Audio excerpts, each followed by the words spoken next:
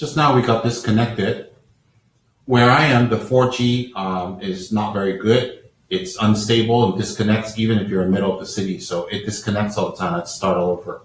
Anyways, I haven't done live streaming a lot in the past. This is probably the official first time. And I get a lot of questions. I get people sending me emails. I get people writing in. I get people leaving comments on the blog and on my Facebook, and even sometimes on Twitter. So I don't always get to answer because it's just a lot of questions and a lot of people. But today what I wanted to talk about was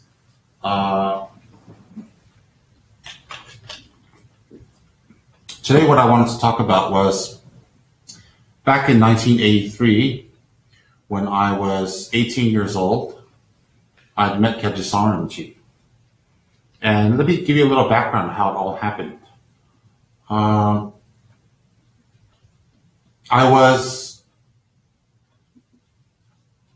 My father was an ex-monk of Drepung Lusling Monastery.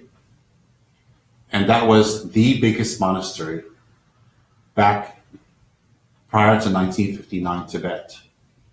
And my mother, she's a Mongolian, and she's from Xinjiang, which is now a part of China. And they used to call it a long time ago in the old maps, Western Turkestan. But she's from Xinjiang. And if you look on the Chinese map, you'll see Xinjiang there. And I have a lot of relatives in Xinjiang now that are Mongolian. And I have a lot of relatives in Tibet who are Tibetan. So I'm basically half Tibetan and I'm half Mongolian. And when the Cultural Revolution happened, it happened all over China, Xinjiang, and Tibet. So my parents, their families, they uprooted and they left. My father left Tibet and he went to Taiwan to scout for a place to move his family. And when he found a place in Taiwan, he moved his family to Taiwan and he stayed in Taiwan. And he already gotten married in Tibet. And he brought his wife to Taiwan to live. And he opened up a nice, which grew, Tibetan school for kids because a lot of Tibetans immigrated to Taiwan to learn their language and learn their reading and writing and culture. So my father was in charge and had that school for many, many years. And as I heard, it was very successful in Taiwan. Now, my mother's parents and my mother left Xinjiang. And from Xinjiang, they went to Kalimpong. And from Kalimpong, they went over to Singapore for a very short while.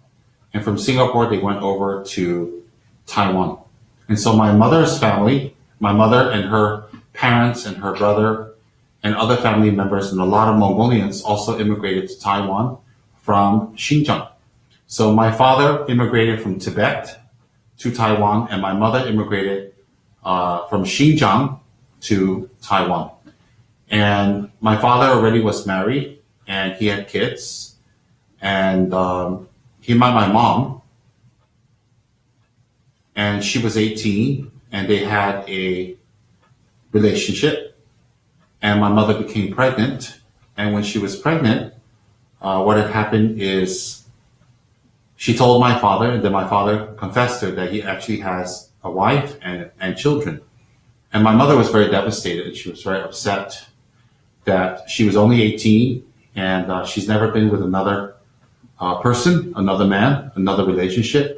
And now in her society, in her family, she was considered saint and not clean. And so it was a very, very big shame for her. It was a very big shame for her family. And so she kind of never spoke to my father again. And she went to a hospital with my grandmother to have me in secret, which was Taiwan General Hospital, to have me in secret. And after she had me, then she contacted a school friend to always check on me to make sure I'm all right. And then my mother gave me to one Chinese family there in Taiwan to watch over me until she figured out what she's going to do with me. And so what happened was she paid the Taiwanese family every month about $50. I guess back then it was a lot of money. And this Taiwan family had 3 sons of their own, and they lived in Taipei. So I was in Taipei with this Taiwanese family. And once in a blue moon, my grandmother used to come and visit me. And she used to come and talk to me.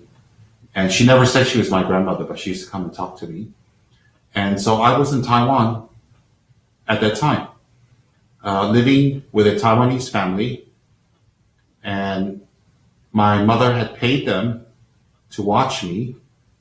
And I went to Taiwanese school. And I learned Chinese. My first language that time was Chinese. And I basically didn't know my heritage. I didn't know who I was. And so I lived with this family. And around the age of 5 or 6, what had happened was that my grandmother had come and she took me to the United States. In the United States, my grandmother had a lot of fellow countrymen, fellow Mongolians. And she had me adopted over to a wonderful Mongolian family called the Bugayevs. And they happened to live in Howell, New Jersey. And so the Kalmyks are a very extraordinary and interesting group of Mongolian people. As you know, Mongolian empire was great, and they had conquered all of Asia, North Africa, the Middle East, and up to Eastern Europe. And they had conquered all of that, and that was their empire. And so the Mongolians were scattered all over Europe. They were scattered all over North Africa and the Middle East. And a lot of the Mongols kind of mixed in with the local people. Some of the Mongols, after conquering, went back to Mongolia, and some settled where they were. So you had some Mongols that settled in Georgia. You had Mongolians that settled in Estonia. You had Mongols that settled in Kazakhstan. They had settled in Russia. They settled in Siberia. They settled in Xinjiang. They settled in China. They settled in many parts in the Northeast, in Turkey. They had settled also in Eastern Europe, like Hungary and Bulgaria and Romania. So those countries have a lot of people who are mixed with Mongolian in their genealogy. But at the same time, a lot of the cultures kind of mixed. So my parents, or my ancestry, was originally from Mongolia. And they left Mongolia to do their conquering and all that stuff. And then they went back to Xinjiang, which is south of Mongolia, to settle and stay there. I mean, it's a long, complicated history. It's very interesting. And I've written about it on my blog, so you can always look there under Kalmyk.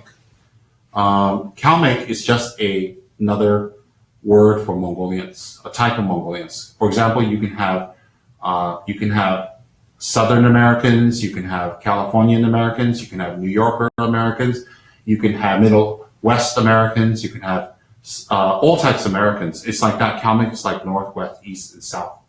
So what happened was, so at the age of 6, going on 7, I arrived in the United States, and I was adopted over to a Mongolian family, and they had a very nice daughter, and they didn't have a son or any other kids. So Mongolian tradition, they really wanted a son, and they needed a son to carry on the family name. So my adopted family in Howell, New Jersey were Mongolians, and they were related by tribe and countrymen to my birth mother and my birth grandmother. And so I was adopted over to them, and I was told they're my family and they're my parents, and my name was changed over to Bugayev. And so for the longest time, I stayed over there with my family, with my adopted family in Howell, New Jersey. And the Kalmyks are people from their Mongolian origin. They have a powerful, fierce pride about their heritage and their music and their art and their food, their dancing, their customs, their language, and their religion. And Kalmyk Mongolian people are very strong and extremely resilient and very powerful group of people because they have gone through so much, and they have gone through so much pain and suffering in history. Yet they are very resilient and they're very strong, and they hold on to their culture very well.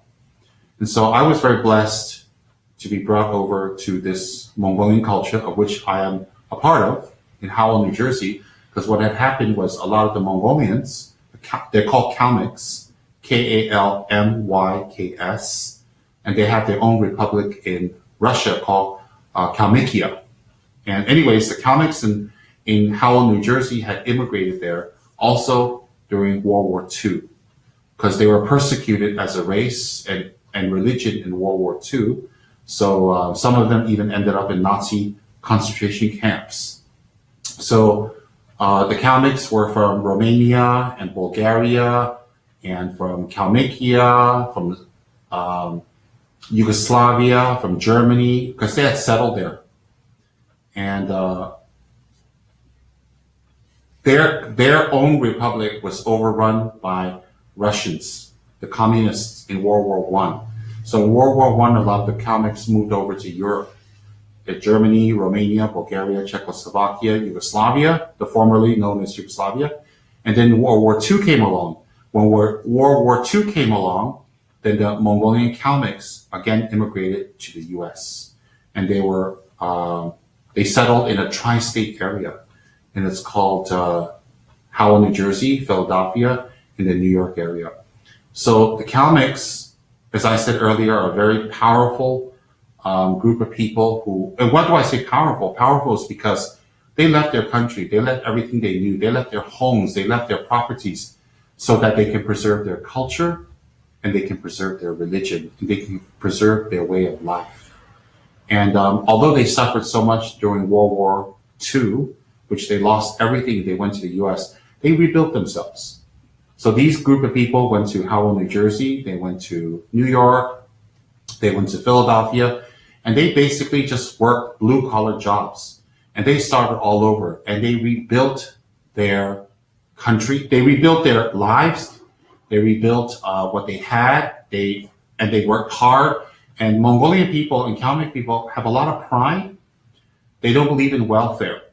They don't believe in charities. They don't believe in living off of someone. They don't believe in getting something for free. They believe in working hard to earn what they have. So the Kalmyk Mongolian people in Howell, New Jersey, where I'm from, and I'm going to focus on Howell, New Jersey, because I'm from there, a couple of hundred families there, and they all worked hard. They worked in factories. You have to understand, when they came from Eastern Europe during World War II to Howell, New Jersey, they didn't speak the language. They didn't have citizenship. They didn't know the culture. They had no money. They were really just poor. So when they came to Howell, New Jersey, they had to relearn the English language, relearn a new language, which was English. They had to find a place to live. They had to get a job. And they had to work. They had to pay out. They had to take loans. And they just thrived. The Mongolian people in Howell, New Jersey, just thrived. They never got involved with crime. They celebrated their culture. They built 3 temples in Howell, New Jersey. They built one Buddhist temple in Washington, New Jersey. Then they have another beautiful Buddhist temple in Philadelphia. So the Mongolians, they can't be without their temples. They can't be without their lamas. They can't be without their priests. They can't be without their religion, because they're very, very deeply religious and spiritual people. And so they built Baranhoru is one of the temples. And they built another one in Howell, New Jersey called Nitsan Temple. And then another temple, they called it Rashi Jempaling. And that's the one I used to go to, Rashi Jempaling. So the temple that was built by the Kalmyk people there was about 10 minutes by bike ride from my house. And so the Mongolian people would pay and support their own temples. They would take care of the bills. They take care of the mortgage as a community. And once a year, they would have New Year's dances. It's, Mongolian New Year's, which is called Tsakan, is extremely looked forward to. It's a very powerful holiday that all the Mongolian Kalmyks in the tri-state area gather together, and to rejoin and to talk, to catch up, to dance, to eat, to be with each other and reminisce about the old country. And they were very beautiful people, the Kalmyks, because they spoke their own language, Kalmyk, which I spoke when I was younger, but now I kind of forgot. They also spoke, many of them also spoke Russian. They spoke German fluently. They spoke Yugoslavian, because that was the countries that they came from. And of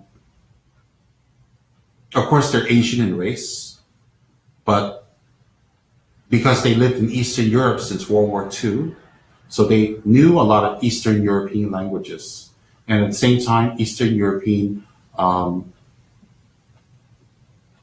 customs, but they were fiercely strong on their own culture. I want to stress that the Kalmyk people are very proud of who they are. They're very proud of their history. They're very proud of their ancestry. They're very proud of their customs and their language and their food, their dance, their way of dressing, because, you know, Mongolian culture is world renowned. It's world known, and it's very famous. I mean, the minute you say Mongolia, the first thing everybody says is Chinggis Khan. Chinggis Khan, of course, you know, is the great Mongolian conqueror that had the whole empire of Eastern Europe and North Africa and all of Asia and Russia and China under him. So they're very proud people, and they have a lot of dignity, and they have a lot of pride. And I'm not talking about pride in a negative sense. I'm talking about pride in a good sense, you know, where they're proud of who they are. And so I had the great fortune to be brought to the Kalmyk community in Howell, New Jersey. And I lived with my parents, Boris and Dana Bogayev. And when I had arrived, their daughter, Lichma Bogayev, was living there. But she only stayed there for a few months, and then she took off to school because she was college, because I think she was around 17, 18 that time. But she's much older than me. I was 6 or 7. And so I only got to spend a few months with her. And so the center of the community was our Mongolian temple. You know, they have a lot of events there. On Lama Tsongkhapa Day, which is called Sula, everybody go there and light hundreds and hundreds of butter lamps. They go for prayers, they go for service. If there was a wedding, if there was a funeral, holidays, religious holidays, special ceremonies, then we'd all go to the temple. And the temple that I had belonged to, I mean, we're free to go to any of the 3 temples that's in the nearby area, but the temple that I officially belonged to was Rashi Jembolin. So I arrived in Rashi Jembolin in 1972. I was 7 years old. In 1971, just 1 year before I had arrived, a very great master, a very great teacher from Saramay Monastery in South India was requested to come and lead the temple there, because a lot of the Mongolian monks that had come from Europe were aging, were getting older, and they were slowly passing away. So they needed a more younger, learned master to come and lead the temple. And so they had the great fortune, the Mongolian community had the great fortune to request for this master, the great Geshe Lobsang Tarchen, Jesun Lobsang Tarchen, who was a very learned master, who was a direct disciple of His Holiness Kyabje Phobongkar Rinpoche, and who had studied both Sutra and Tantra perfectly. He was a great, great practitioner. Not only was he a great practitioner, he was also an extremely pure monk. So the Mongolian community there had the merits, they had the blessings of the Buddhas to be able to connect and invite this great master from Saramay with the blessings of His Holiness the Dalai Lama. And so they invited him over, and he came in 1971. I came in 1972, and when I went to the temple for the first time, I met him. And I was just amazed. I was floored. Even at such a young age, I can remember recognizing him as a great teacher. I knew he was a great teacher, and I wanted him to be my teacher. So at the age of 7 years old,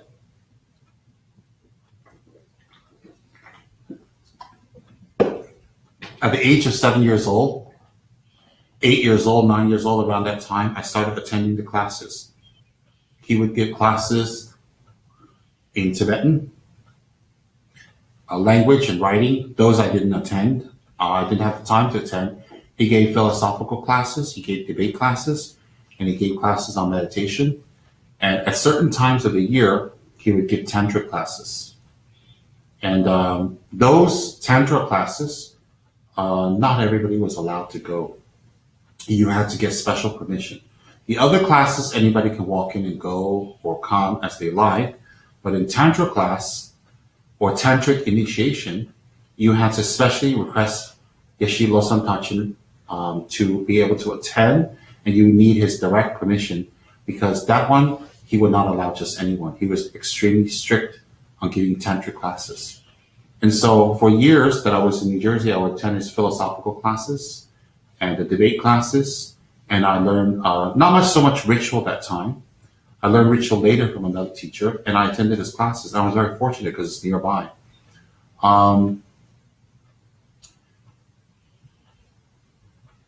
As I got more involved in his classes, a lot of my peers, a lot of the other Kalmyk kids didn't really go.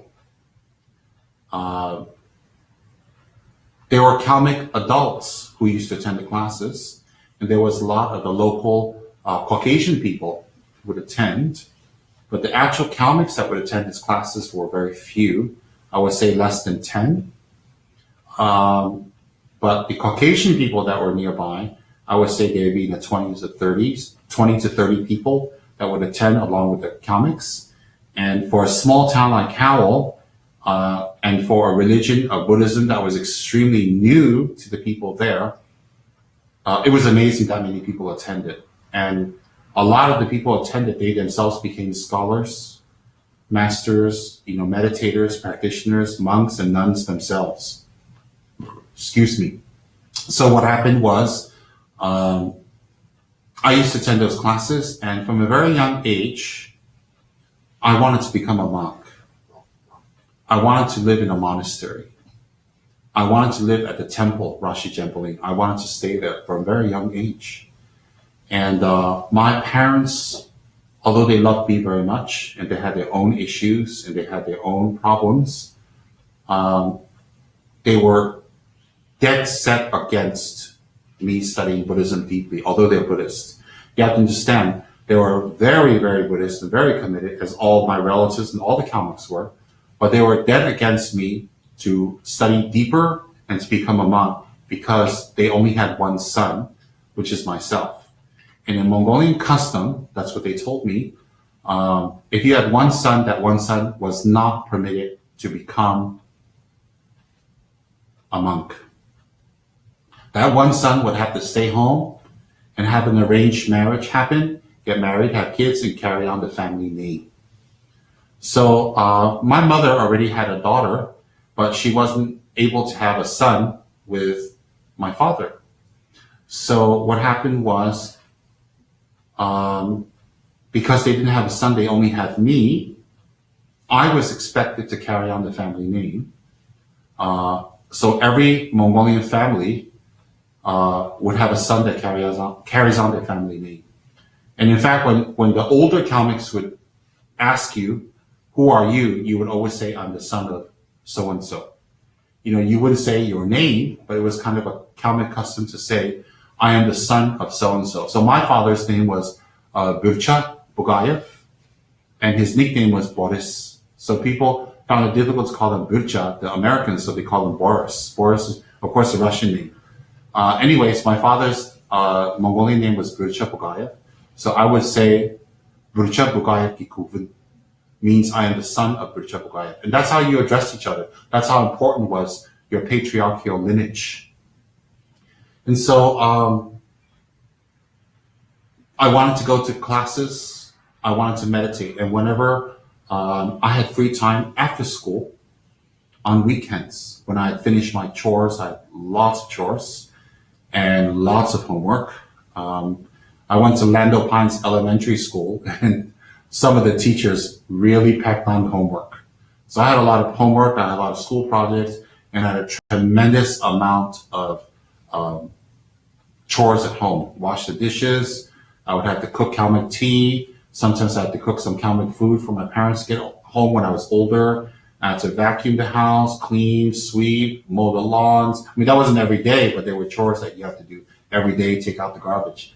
And as a child, I don't know about other Kalmyk families, but for me, it was expected of me to serve my parents.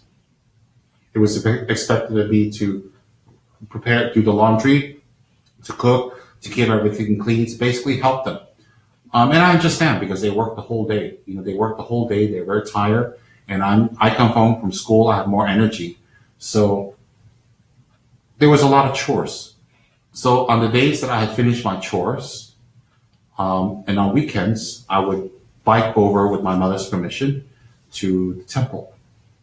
And when I went to the temple, Rashi Jempoling, 10 minutes away, I don't recall any past lives, and I didn't have any premonitions or anything mystical happen because I'm just an ordinary person, but I did feel a great sense of belonging. Every time I walk to the temple, Rashi Jempoling, and I walk in and I see the Dalai Lama's throne, and I see the Buddha images and the statues, and I see the tankas, the paintings and the murals, and I see the mani wheel. A mani wheel is a wheel that's got millions and millions of the mantra Om Mani Padme inside. We have it at the temple where people will circumambulate around it, or they will push it to turn it. So one revolution would be equal to reciting all the mantras inside the wheel. So when I see the prayer wheel, when I see the murals and tankas and images and tsatsas, I felt at home. I felt I came home. I felt comfortable. I felt extremely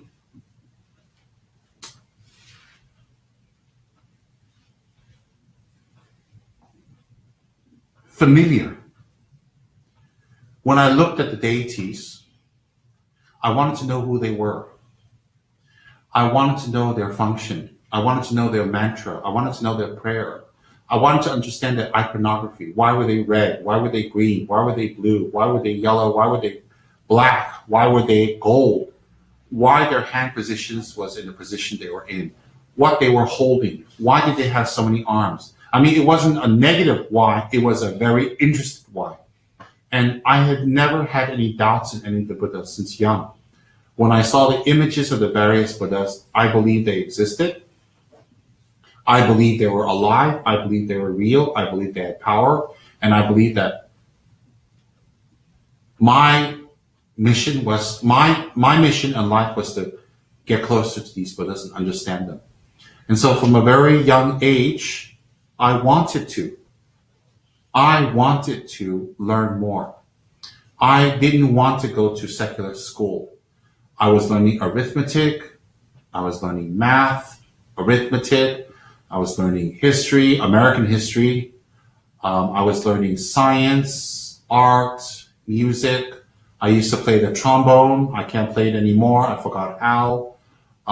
We were doing physical ed in the gym.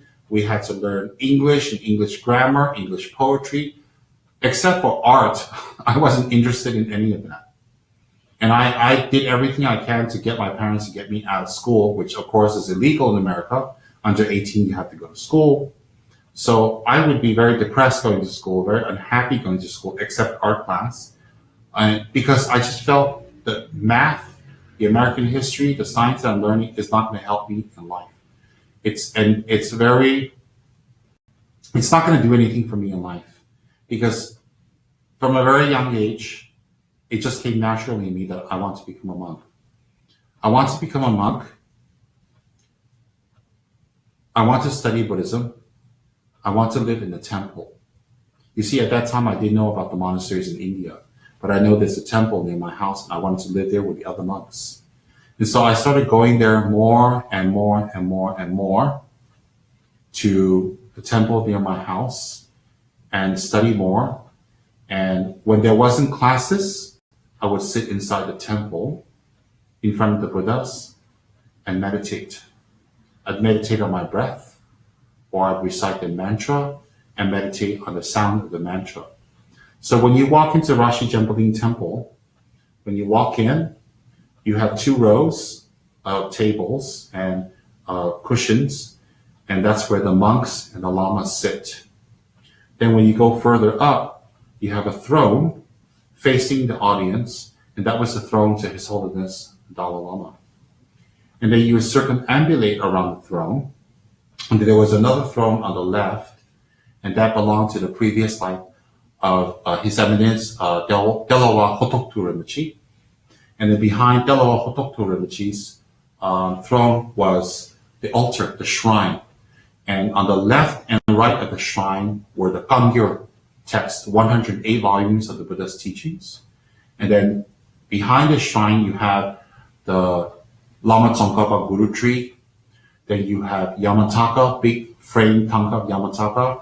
You have a big frame tanka of Hiruka Chakra Samvara. You have Guya Samaja, and I think Vajrapani. And then in front, you have a standing image of Shakyamuni. And then you have a sitting image of Shakyamuni Buddha. And then in front, they have all kinds of various pictures and other images and other of Tara and all that stuff.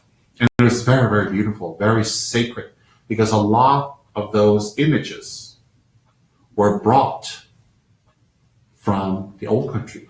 Because you see, the Kalmyk people had their temples also in Europe. So when they left Europe during World War II, they brought all these holy images over to America. And they re-established them and re-enthroned them inside the temple. And so a lot of these images and a lot of these tankas of Tibetan paintings, what you see behind me is called a tanka, were from the old country. So some of these images are very, very sacred, very old, highly blessed by very great lamas. And so to the right of the shrine is a protector shrine. And they have the tanka above 2 tankas, if I remember, of the 6-armed Mahakala, and 1 tanka of Kalarupa. And below that, they have a very special shrine for the Tibetan protectress, Benden Hamo. And Benden Hamo is a black, fierce goddess, an emanation of Saraswati or Yangchena. And she has 1 face and 2 arms, and she holds a club. And then here, she holds a skull cup. And then her breasts are hanging down because she's in the form of an ogress. And she has 3 bloodshot eyes, flaming mouth and tongue. And she has a dead corpse inside her mouth. And she has 4 fangs, 2 on top, 2 going up. And then she rides on a mule on the skin of her flayed son. And she has a bag of diseases and divination dice. And she has the crescent moon in her hair, which is orange and standing up, and crowns of skulls. And then she has wearing fresh human heads on her as a necklace. And she also has the sun on her belly button. And her fingers and her feet have very strong and sharp talons. And she rides amidst wind and turbulence and fire and smoke and embers. And she is considered a very powerful protectress of the Buddha Dharma. And they had a tanka of her from the old country that used to make noise. And sounds would come from it. It was very blessed. So that wasn't allowed to be viewed by anyone. So that tanka was built into a box. And then in front of this tanka was another image of Pelen Pamo. And this other image of Pelen Pamo was a replica of the one inside. Because when something's so sacred, you're not supposed to look at it all the time. That's what they believed. And so I sat in front of this box. And in front of this box, they had the Serkim offerings. The Serkim offerings, the 2-tiered bowl and cup on top, where you offer black tea to the Dharma protector. Sometimes they offer beer. And then she has her tormas, and they have their foods and other items in front of incense to offer to her. So I like the Buddhas. I like Hiruka Chakra Samvara.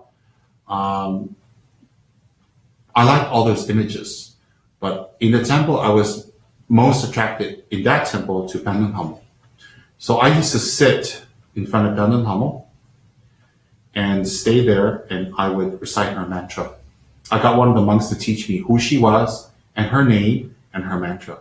So I used to sit in front of the tanka for hours, a few times a week, as much as my parents would allow me to go. For a few times a week, I would sit there in front of the tanka and I would just look at her and stare at her and pray. And I hope that she would make some sound. I hope that, because people heard the hoofs of her mule inside the box doing this. They would hear it. And they would sometimes hear the mule making like kind of a sound like, they would hear it. And a lot of people had heard that. I'd never heard anything. So when I heard that, I wanted to have that mystical experience. I wanted Dandan Hamo to speak to me. I wanted Dandan Hamo to make noise. I wanted Dandan Hamo to let me know she's in there. So I used to sit there in front. I was 8, 9 years old. I would sit in front of her and do her mantra and recite it over and over. Jorama, Jorama, Jorama, Jinju Kalarachimu. Ramo Ashada, Jinju Gulu, Home Jo, Home Jorama, Jorama, Jorama. Jinju Kalarachimu, Ramo Ashada, Jinju Gulu, Home Jo, Home.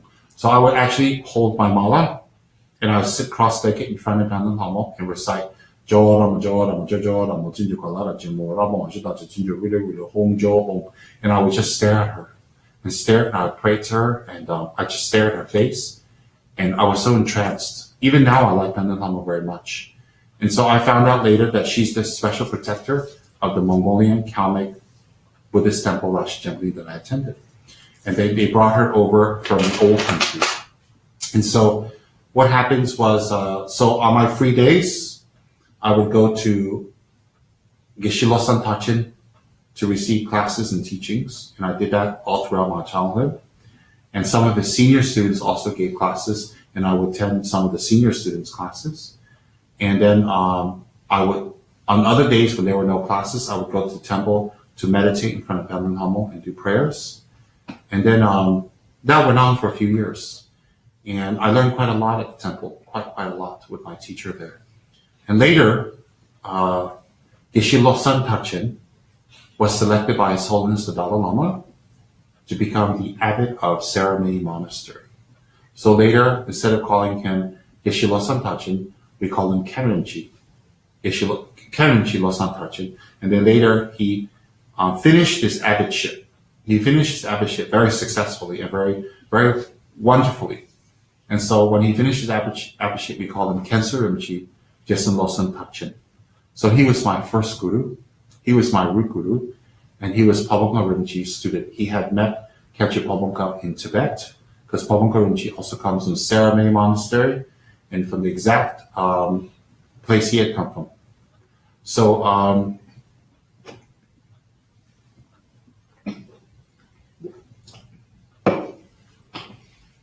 and I had that fortune at 7 years old to meet one of Tibet's greatest scholars and teachers from Ceremony Monastery, who was a direct student of Khyentse Rinpoche, and he also received teachings from His Holiness Khyentse Chujang Rinpoche, from His Holiness Khyentse Song Rinpoche, from His Holiness Khyentse Ling Dorje Ling Rinpoche, and a series of other great masters. And so I was studying under a master who studied under all these other great masters. So when I look back in hindsight, I just thought, I must have done something right in my previous life to be adopted to the Kalmyk community and to live near a temple that practices the exact same Buddhism that I like, and have one of the greatest teachers there living literally 10 minutes away from me. I mean, I don't know if you know anything about 1973, 74, 75, 76 in America, but Buddhism wasn't very widespread in America at that time. We had pockets of Japanese Zen Buddhism throughout the United States, Thai Buddhism, but Tibetan Buddhism was just starting to take off. And His Holiness the Dalai Lama wasn't famous or well known in America at that time. Neither were many of the other Tibetan Lamas. And even if they were famous, the fame would spread slowly because there was no internet. So Tibetan Buddhism in the US back in my growing up years were definitely not mainstream and well known. So to find teachers of that caliber, like I was able to come across, is not easy. You know, you had the great Geshe Lundrup Sopa in Wisconsin. You had Chongla Raturumchi in New York. You had Geshe Wangyal in Washington, New Jersey, North Jersey. You had Geshe Tsurum Gyaltsen in California. And I think you had, by that time, I think you had the great Lama Yeshe. I think he moved around, but California also.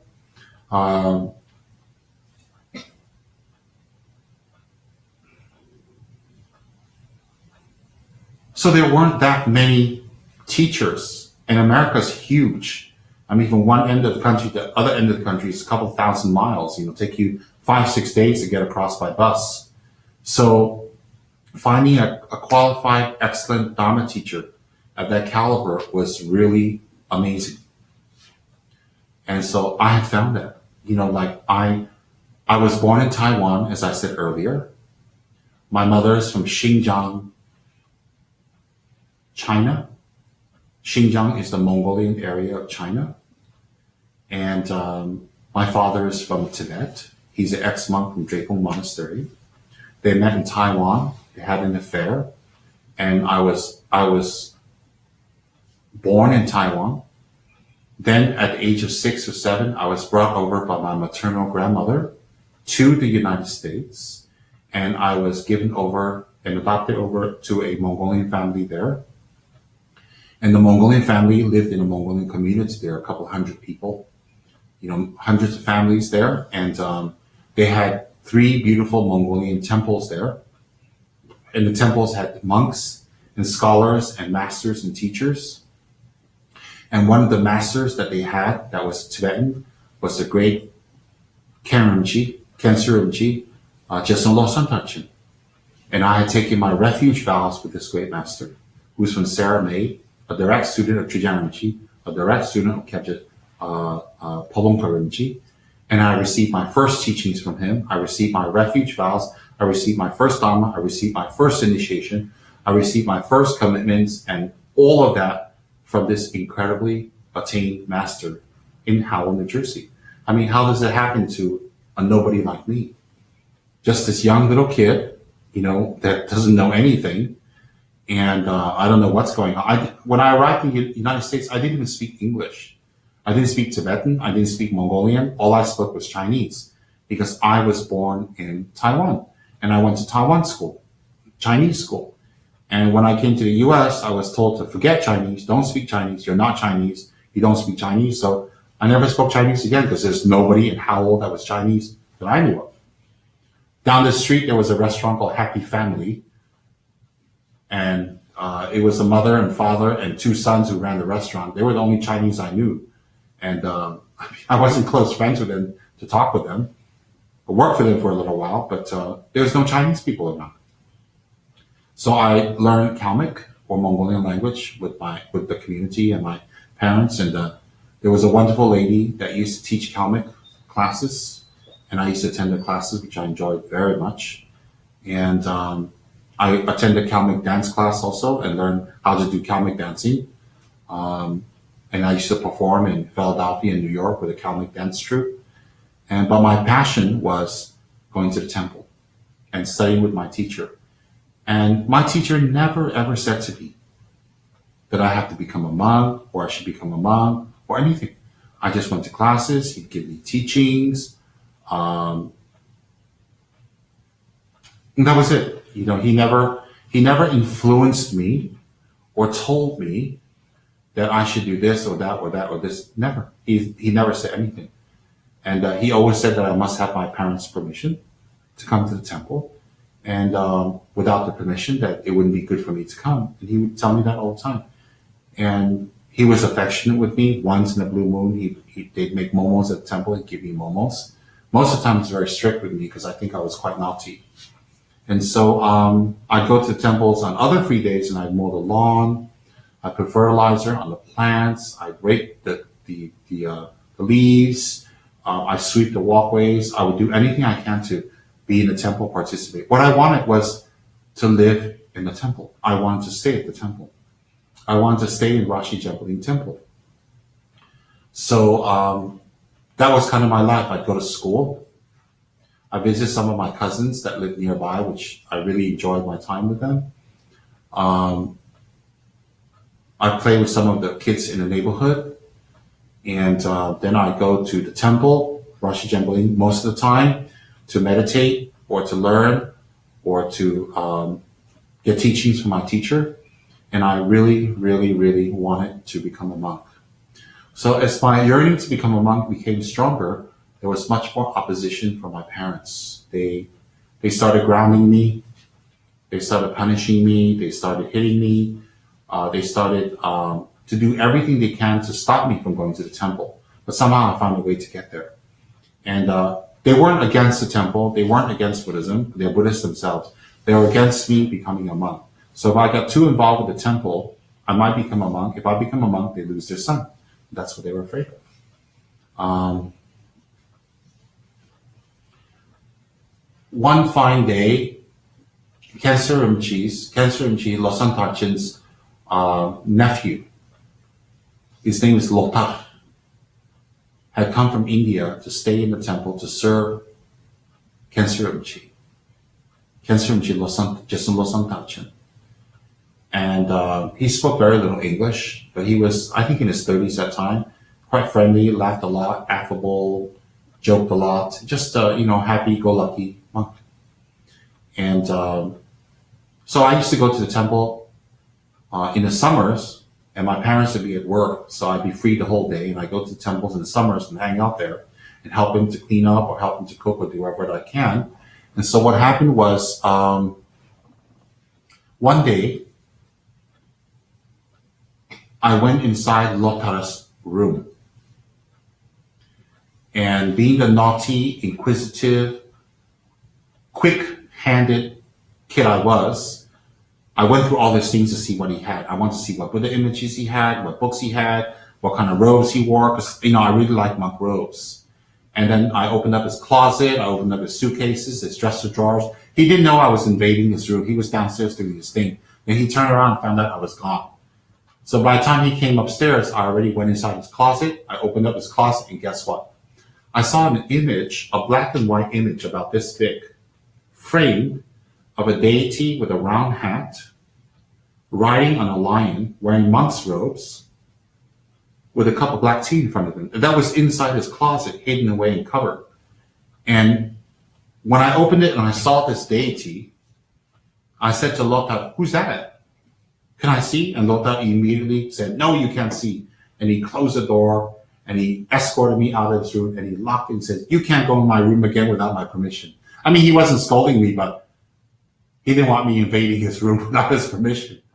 And I kept asking him, "Who is that deity in your closet?" For some reason, this deity in his closet, you're supposed to keep those deities secret at that time, really captured my attention. Because I thought, there are so many Buddhas inside the temple. There's so many protectors and deities inside the temple. How come this deity is kept so secret in the closet? And I didn't know what that was about. So I memorized what that deity looked like, although I just saw it for a split second. I memorized it, and I couldn't get his name. I asked the other people in the temple who it was. Nobody would tell me. Nobody knew. And basically, I didn't know who he was. Because I thought, okay, whatever. So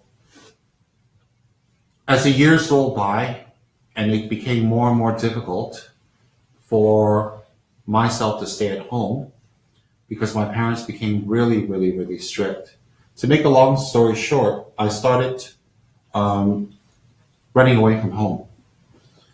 And I ran away from home about 3 times and was unsuccessful. The police caught me and brought me back home.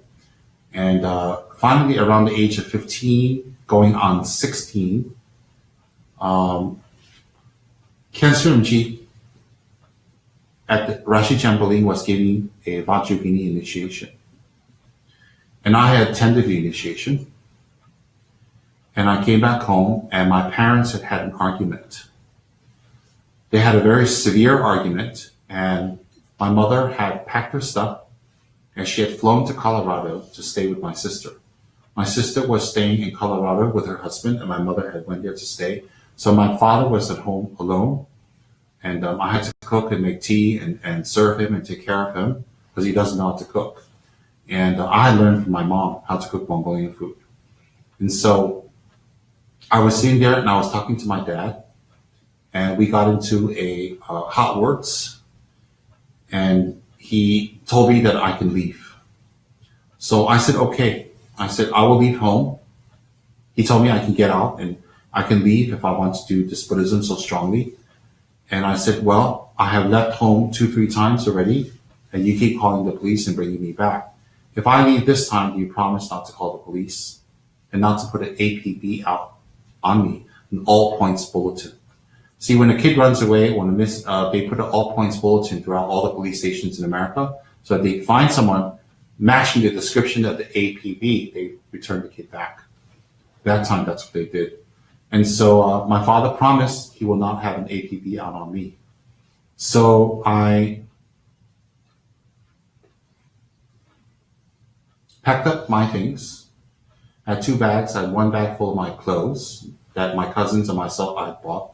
And the other bag, I had a lot of Dharma books that I had acquired and some statues, Buddhas and Manjushri, and I left home. I walked out of the house and I went outside to the highway, and it's called US Highway Route 9. It goes to South Jersey. If you go to the north, it goes to New York. So I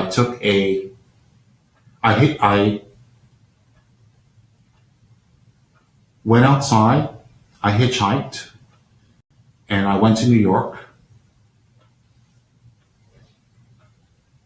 And I had a cousin in New York, and I stayed with my cousin there for 1 or 2 days at the most. I didn't have a lot of money.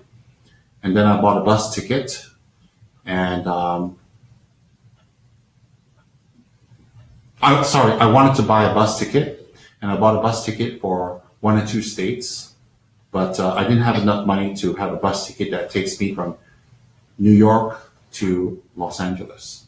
My intended destination was Hawaii, because Hawaii is continentally very far from my parents, and I thought the farther I can get, the more freedom I would have to practice Dharma.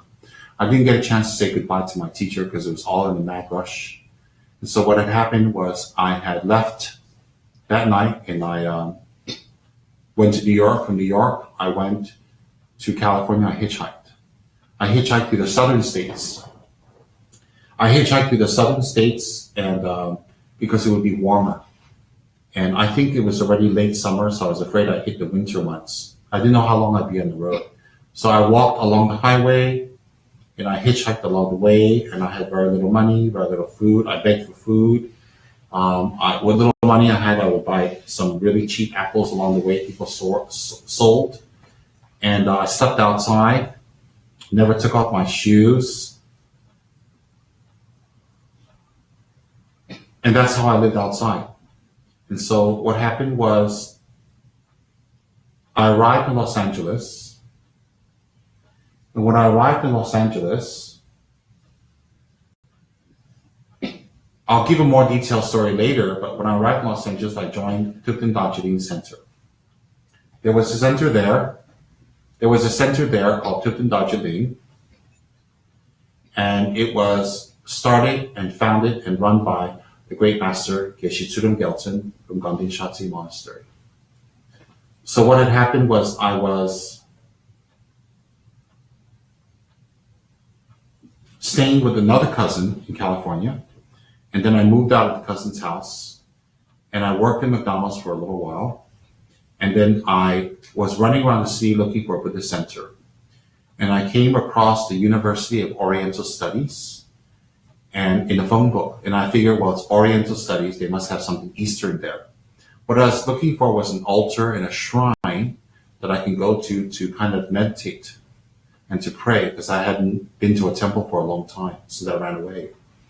And when I walked in, there was a Dr. Leo Pruden there, and he was a very nice man, and I was 15, 16 years old, and I said to him, Dr. Leo Pruden, he introduced himself to me, and I said, I'm looking for a temple. And since you're the University of Oriental Studies, would you have a temple here that I can sit in to meditate, to do my prayers? He says, we don't have that here. We don't have any temples here. We do studies in Eastern philosophy, but we don't have a temple here. But he said, I can help you. I can take you nearby to a place that there is a temple. And would you like that? And I said, that would be really wonderful. I said, thank you so much.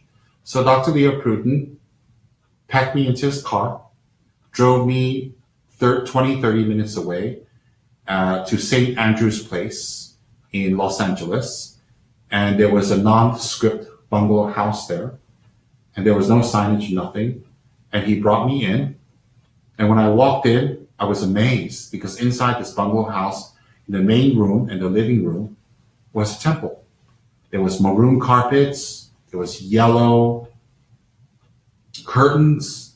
There was a shrine. There was an altar to Tsongkhapa.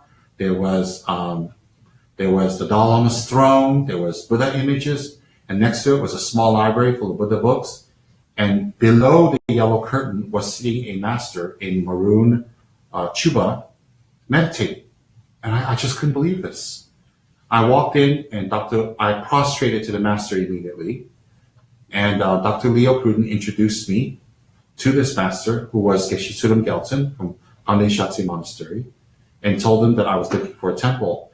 And Geshe says, well, you can meditate here if you like. And so I thanked Dr. Leo Pruden, and he left, and I stayed there. And I told Geshe who I was, and I explained to him who I was. And guess what? That very day was Tok Day. I think it was the 25th of the Tibetan lunar calendar of that month, and it was Tok Day. And I had taken Tok commitments because I had taken initiation in New Jersey, Maha Anantara Yogatandra initiation. So that evening I attended Tok, and I did the chantings and prayers, and I met all the members, most of the members, and I got familiar with them. And to fast forward, I eventually was able to get a small room in the center for $150 a month to begin with. Later, the price went up a little bit. It was $150 a month. So I moved into the temple. I moved into the center. It was amazing. It was just so amazing because I had left New Jersey and I found another great master. And guess what? Geshe Tsulem Gyaltsen was a student of Kajison Rinpoche. Geshe Tsulem Gyaltsen was a student of Trajan Rinpoche, was a student of Ling Rinpoche. And exactly like my master in New Jersey, I could not believe it. And so I called up, before I started studying Geshe Tsulem Gyaltsen, I called up my teacher in New Jersey and I said to him, I met so-and-so, I'm staying here, I'm all right, please don't worry about me. And do I have your permission?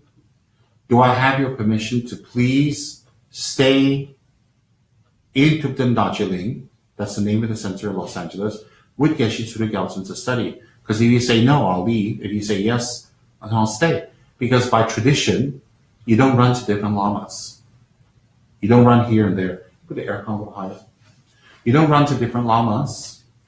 You don't run to different teachers. Once you have a teacher, you stick with your teacher. The reason is because when you run to a lot of teachers in a lot of places, then you get one practice here, you get another practice there, you get one meditation here, you get another meditation there, you get an initiation here, you get another initiation here, and what happens? You get confused. You get a lot of deities, a lot of initiations, a lot of practice, a lot of commitment. You don't know what to do.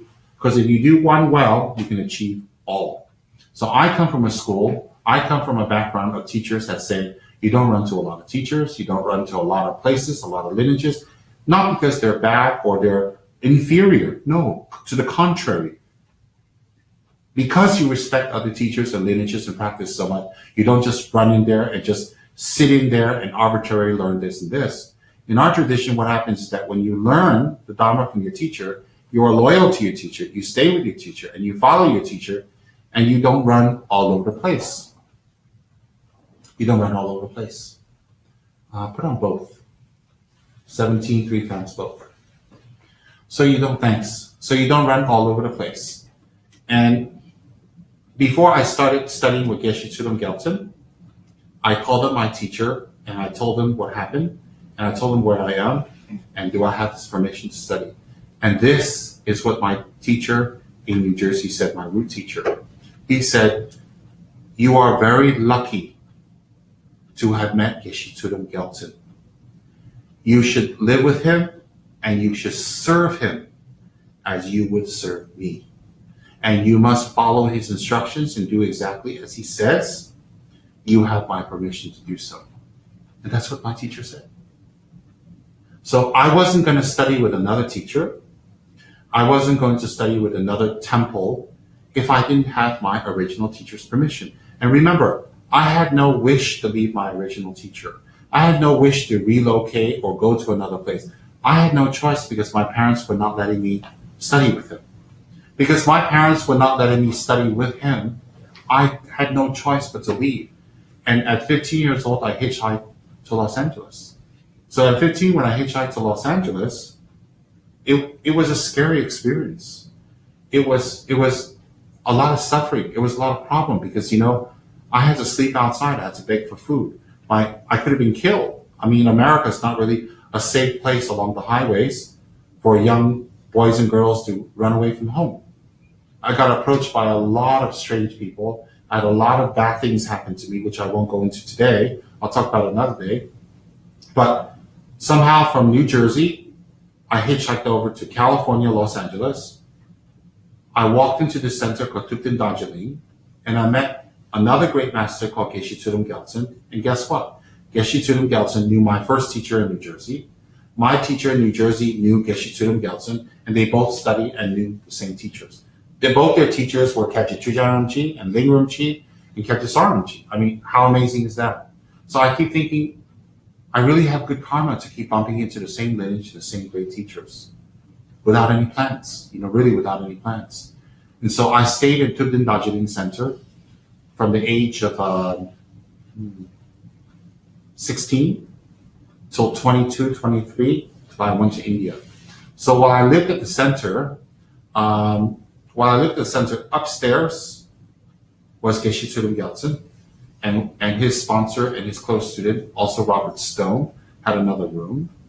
And for a little while, there was another lady living there, and then myself downstairs, and one more lady named Toby Rhodes, Geshe student. So it was basically a bungalow house with 4 bedrooms upstairs, a maid's room downstairs, and a temple inside, and all that. And so Geshe stayed upstairs in one room, Robert Stone stayed in another, Toby stayed in the third room, and I stayed downstairs. And so what happened was, I did some of the cooking for Geshe. I also did the cleaning in the temple, which I was very happy to do. I would basically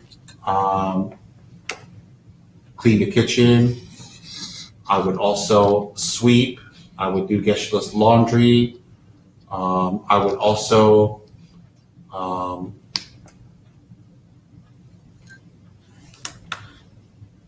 cook occasionally. I vacuumed when we had pujas or we had teachings. I would prepare the meditation room. I would make tormas. My tormas were crooked and weird, but I made tormas. I prepared Geshe-la's seat. So I was Geshe-la's attendant and servant willingly in the temple. And fed Geshe-la's cat, Gochen, he used to be called Gochen. And so I stayed in temple there. And I was working in McDonald's in a place that's called Monterey Park.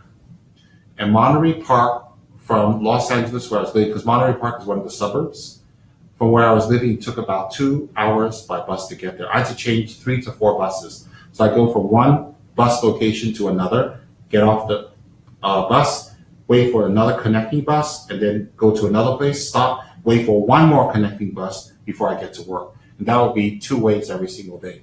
So it took me literally 2 hours by bus to get to work. And it was really taxing because that's 4 hours a day you waste on the bus.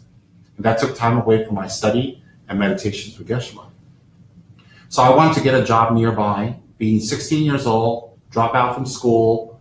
I had a GED and I didn't have much money. I didn't have skills. I didn't have any, vocational skills. It was very hard for me to get a job. And one day,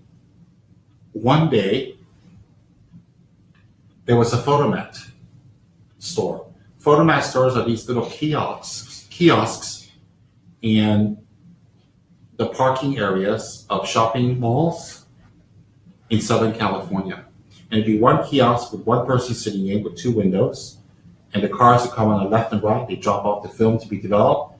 Then the truck will come at night, and you give the film to the Photomat developers. They bring it back 3 days later with pictures. And the customers will come back and pick up the pictures from you. They pay you, and every night at the end of your shift, you would take the money and bank it into the bank and get the receipt and report it to your manager. So I worked in Photomat, being the person who would take in films to be processed, negatives to be processed, and pictures to be processed. These days, it's not like that anymore. That's what I was doing.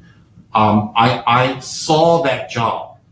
I saw that, and I thought, hey, I can do that, So I put in an application. And when I put in the application, the chances of me getting that job was not very high because I have zero experience and I was quite young. So I was quite worried. It wasn't a high-paying job, but it would save me 4 hours to travel a day. So I went back to the center and I told Geshe-la about my situation. And I said to Geshe-la, as you know, every day I have to ride 4 hours. I have to ride 4 hours to Monterey Park and back on the bus, back and forth. And there's a job nearby. And I would have to only go half hour on the bus if I had this job. And it pays me a little bit more, and it's closer, and I have more time to stay at the center. And I said to Geshe-la, I really like to get that job. But you know what, Geshe-la, I'm not qualified, and I'm very young, 16, and I don't know if I'll get this job. If I don't get this job, I have to keep commuting back and forth to Monterey Park, back and forth to Monterey Park. So I said to Geshe-la, I really want this job. And can Geshe-la pray for me? I really believe Geshe-la was a supernatural being highly attained. I really believe Geshe-la had meditative powers. I really believe Geshe-la had clairvoyance. I really believe Geshe-la was a living Buddha. And I never thought otherwise. And I had a lot of faith, and I still do, in Geshe Tsem Rinpoche. And so I went up to him and I told him that I really need to get this job that's nearby. And it's a little bit more money. It's nearby. The bus ride is closer. I would save so much time. It'd be much easier for me. Can Geshe-la please pray for me that I can get this job? And Geshe-la listened to me and thought about it for a moment. And he said, Dorje, do you really want this job? And I folded my hands to Geshe-la and I said, I need it very badly. And Geshe-la says, if you want this job, then pray to this Dharmapala. So Geshe-la had a tanka of Dorje Shugden in this room.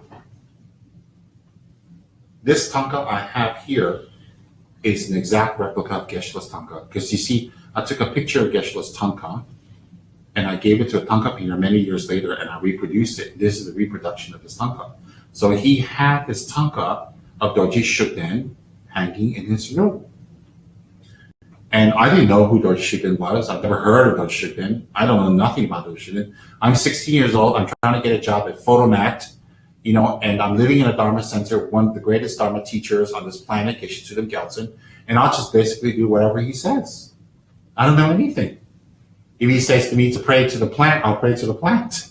Whatever he says. Because I come from the old school of you just follow your guru. You don't question, you don't ask. And so Geshe-la said to me, do you really want this job? And I said, I really want this job and I really need it so I can have more time in the center here to learn and study and serve you. And Geshe-la he literally pointed to the tanka he had in his bedroom. And he says, if you really want your job, then pray to Dharmapala. He called Dorje Shugden Dharmapala. Dharmapala is Dharma protector in Sanskrit. He said, pray to Dharmapala. So I looked at Dharmapala. I didn't know his name. I just looked at Dharmapala, and following my guru's instructions, I made 3 prostrations. I made 3 prostrations to Dharmapala, and then I kneeled in front of the Dharmapala protector, and I said, can I please get this job because my chances for getting this is very low. And I prayed fervently, and from the heart, I prayed. And then I turned around and looked at Geshe-la. Geshe says, okay, now you go downstairs and make me a cup of tea. Geshe-la had me make hundreds of cups of tea for him in a month, and I loved it. I loved making hundreds of cups of tea because it would be another chance for me to go inside, wiggle inside Geshe-la's room, give him a cup of tea, and hopefully I can ask him a few Dharma questions. Most of the time he chased me out because, I was just a kid and I asked all kinds of silly questions. But I love Geshe-la. I really, really love Geshe-la. Can you guys show me a picture of Geshe Tsudam Gyaltsen? Maybe we print out or something. Or on my phone, you can WhatsApp to me, Geshe, and then I can show it. Anyways, one person's okay. So I would, Geshe told me, make a cup of tea and go downstairs. So I did. I came back and I gave him a cup of tea. And I went downstairs to my room. And after about 2-3 days, I got a call. Because I gave the number of the center for them to contact me. We didn't have cell phones back then. And they called and said, oh, would you come for a second interview? You pretty much got the job. It was kind of like a second interview, but also confirmation. And I got the job. I went for the second interview at Photomat and I got the job. And I was so excited. And I quit McDonald's. This is a picture of the great Geshe Tsudam Gyaltsen in Los Angeles. So I was very lucky to live with him and stay with him. Back then in 1981, 82, Geshe Tsudam Gyaltsen. I thought everybody would be blessed to see his picture. And he is, one of my great teachers. So in any case, I got the job. 16 years old, high school dropout, I had a GED, I had no work experience, I got this job.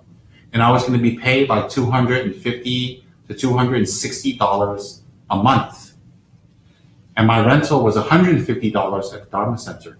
So after taxes, I would have about $100 left for the rest of the month, which was not a lot. And it was very difficult, but for a kid, I was happy. When you're a kid, you're just more durable. You just can endure so much more suffering as a kid. And so I got my job at Photomat. I quit McDonald's. And every day, guess what?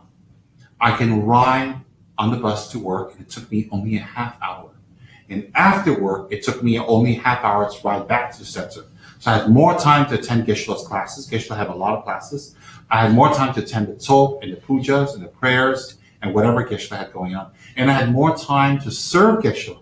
I had more time to do his laundry, to clean his room, to vacuum his room, to clean up the center, to cook for him, to make his tea, to receive his guests. He had guests often, so I would serve tea and biscuits and snacks to his guests. I was Geshe-la's servant, Dharma servant. I was Geshe-la's student and his attendant. And let me tell you, a willing attendant, a willing servant, because as it says in the 50 verses of Guru devotion, to serve one's Guru is equivalent to serving all the Buddhas. So for me, serving my Guru and assisting my Guru and cooking for him and cleaning his room and doing his laundry was not labor. It was not work. It was not difficult. It was an honor. It was a pleasure.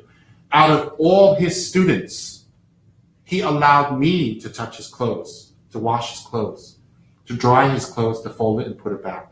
He allowed me to cook for him. He allowed me to make his tea for him. He allowed me into his private residence in his bedroom to clean and change his sheets. He allowed me in his visiting areas. I mean, I was really, really lucky. And I remember that very fondly. And I would give anything to go back to that time to serving my teacher again. Serving my teacher is the best way to purify karma. Serving my teacher is the best way to collect a great amount of merits. You can study all the Dharma you want, but if you don't purify your negative karma and you don't collect a vast amount of merits, you will not realize what you have studied. You may be a great scholar. You may understand the Dharma very well and in-depthly, but it doesn't mean you will gain attainments. It doesn't mean you will rise above samsara. It doesn't mean you become an enlightened being just because you're very knowledgeable. Having knowledge and the ability to apply it requires the purification of karma that obstructs understanding and realization. Having negative karma will obstruct us to apply the Dharma we have learned. At the same time, having negative karma will obstruct us from having pure view of our teacher, will obstruct us from understanding and learning the Dharma, and to apply it. And then not having the merits when we apply the Dharma, we won't be able to gain realization. There's a difference between someone that knows the teachings and can recite the teachings and know the verses and quote from the Buddha's teachings or quote from Lama Tsongkhapa, the King of Dharma's teachings, perfectly. There's a difference that someone knows the Dharma, can quote, and is a scholar and can write books, than a person who's realized the Dharma. A person who's realized the Dharma, they have realized the true nature of the causes of suffering, the Four Noble Truths, the 12 interdependent things. They have not only know it, they not only understand it, but they have realized it. When they have realized it, they no longer go back to that confused, contaminated state of mind that creates that type of karma. The karma that's created is from our contaminated, confused mind. That mind is held in place by our negative karma, ignorance, and the lack of positive karma. So therefore, negative karma is the fuel for all the sufferings that we experience in life. There isn't a so-called God who gives us sufferings, because why would we pray to a God that gives sufferings? Why would we pray to the same God that gave us the sufferings or allowed the same sufferings to happen? So it is not so much of a God that gives you sufferings or a God that takes away your suffering. It's more of the actions that we have created that ripens into the experiences that we experience. And the actions that we do, that creates the sufferings in our life arises from ignorance.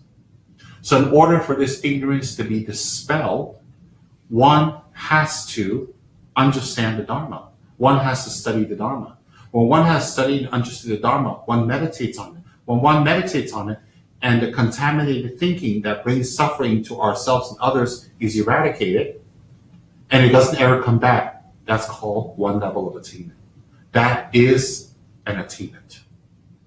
So, in order to gain that attainment, one has to do purification to remove the karma and its instincts to keep our mind in that state. We also have to collect a great amount of merit, spiritual merits, in order to fuel the mind to gain higher states of understanding. So one of the best ways in Vajrayana Buddhism is serving one's teacher. So when one cleans the teacher's clothes, one is purifying negative karma for one's own mind. When one is serving the teacher, one is able to create a great amount of merits. So I felt it was a great honor for me to serve my teacher. Anyways, I kind of digressed it. Let's go back. So as you know, I was 16 and I had run away from home and I had settled down in Los Angeles. And I originally wanted to go to Hawaii, but I couldn't get to Hawaii because I didn't have the boat fare to get there, literally. And so I stayed in Los Angeles and I met the great teacher, Geshe Tsurum Gyaltsen. And I joined his center and I moved in and I rented a room from his center for $150 a month. And I was working in McDonald's. That took me 2 hours to commute over 3 buses to Monterey Park. I'd commute to Monterey Park, and commute back to Los Angeles, and then to Monterey Park and back and forth to the suburbs every day. And it took 4 hours every day, just traveling time. So it's very taxing. It took time away from study. It took time away from spending time with my teacher and serving him. So what happened was I found a job and I put in an application, Photomat. And I didn't have a high chance of getting the job because I wasn't qualified and very young. And I needed a job because the job paid more. It would pay me $250 a month. Then that would be enough for me to live at the center and buy some food and study. Because my objective wasn't to be rich. My objective was to stay in the Dharma Center with my teacher to study. You have to understand he's one of the greatest teachers on the planet. And so I really, really wanted to be there with my teacher. So when I applied for the job at Photomat, I wasn't sure if I'd get it. I went back and I told Geshe-la to please pray for me. Because I said earlier, I believe Geshe-la has meditative powers. I believe Geshe-la has clairvoyance. I believe Geshe-la is highly realized from his meditation. And that if he did prayers for me, it would be very effective. So I requested Geshe-la. And when I requested Geshe-la, he said to me, do you really want this job? And I said, I do want this job. And Geshe-la pointed at his tanka. A tanka is a Tibetan scroll painting, like you see behind me, of his Dharma Protector Dhammapala. And his Dharma Protector Dhammapala was hanging there. And he says, pray to this Dhammapala, and then you'll get good news. So I followed my teacher's instructions immediately. I prostrated 3 times to the tanka. I prostrated 3 times to the tanka, and I got on my knees, and I prayed to this Dhammapala, and I said, can I please have this job? Can you please help me? Because if I get this job, then I can live in the center, I can pay my rental, and I can study with my teacher. Please, can you get me this job? Because I really want to live in the Buddhist center here, and I really want to stay with my teacher, and I really want to study. And then after I did that, Geshe-la told me, go downstairs and make tea for him, and I made tea for him as I did hundreds of times, and I brought it back up and I offered it to him. After 2-3 days, I got a call at the center, and they said I got the job. They come for an interview, and basically I got the job, and let's reaffirm. And I was so excited. I was so amazed because I wasn't the only one chasing that job, you know. And I ran up to Geshe and I said to him, I got the job. Now I have a job near the Buddhist center, and it pays more, and it gives me more time to study here in the Buddhist center and meditate and be a part of the Dharma community here. And I said, I am so happy. And I went to Geshe-la's tanka, and I prostrated 3 times to the protector, and I said to him, Dhammapala, thank you so much for giving me a job. And you know, from the time Geshe-la introduced this Dhammapala to me. Dharma is Buddha's teachings. Pala is the protector of it, or the holder of it. So the tanka behind me is a replica of Geshe-la's tanka. I had taken a picture of Geshe-la tanka and I replicated it in the tanka and I put it here. And I put it here is because it reminds me of Geshe-la. So Geshe-la was a great practitioner of Sutra and Tantra. He was a great meditator on Yamantaka. He was an extremely advanced practitioner of Yamantaka. He kept his meditation very secret, very quiet, but once in a while I hear him reciting, so I know what he was reciting. Geshe-la would easily do 6 to 7 hours of meditation every day, every week, every month, year after year, no matter how busy he was. I saw this myself because, you know, I was Geshe-la's attendant, I was his servant, I was his student, I was his spiritual son, and it was 6 to 7 hours of meditation per day. Geshe-la listened to a little news, watched a little television, but it was meditation and teaching. And so I lived with this master, and Geshe-la had all of his students who had initiation do Dhammapala Dorje Shugden's puja once a month. Once a month, about 40 to 50 students would gather together, and we would do Dorje Shugden's puja. Geshe-la did Dorje Shugden's puja combined with Setra puja. So Geshe-la would do Setra and Dorje Shugden puja every single month. Sometimes he would do puja twice a month. How did I know that? Because Geshe-la taught me how to do the tormas. He taught me how to do the Dorje Shugden tormas and to set up the offerings. So every time he would do puja, I would set up the offerings. My tormas were very pathetic. My tormas were very sad.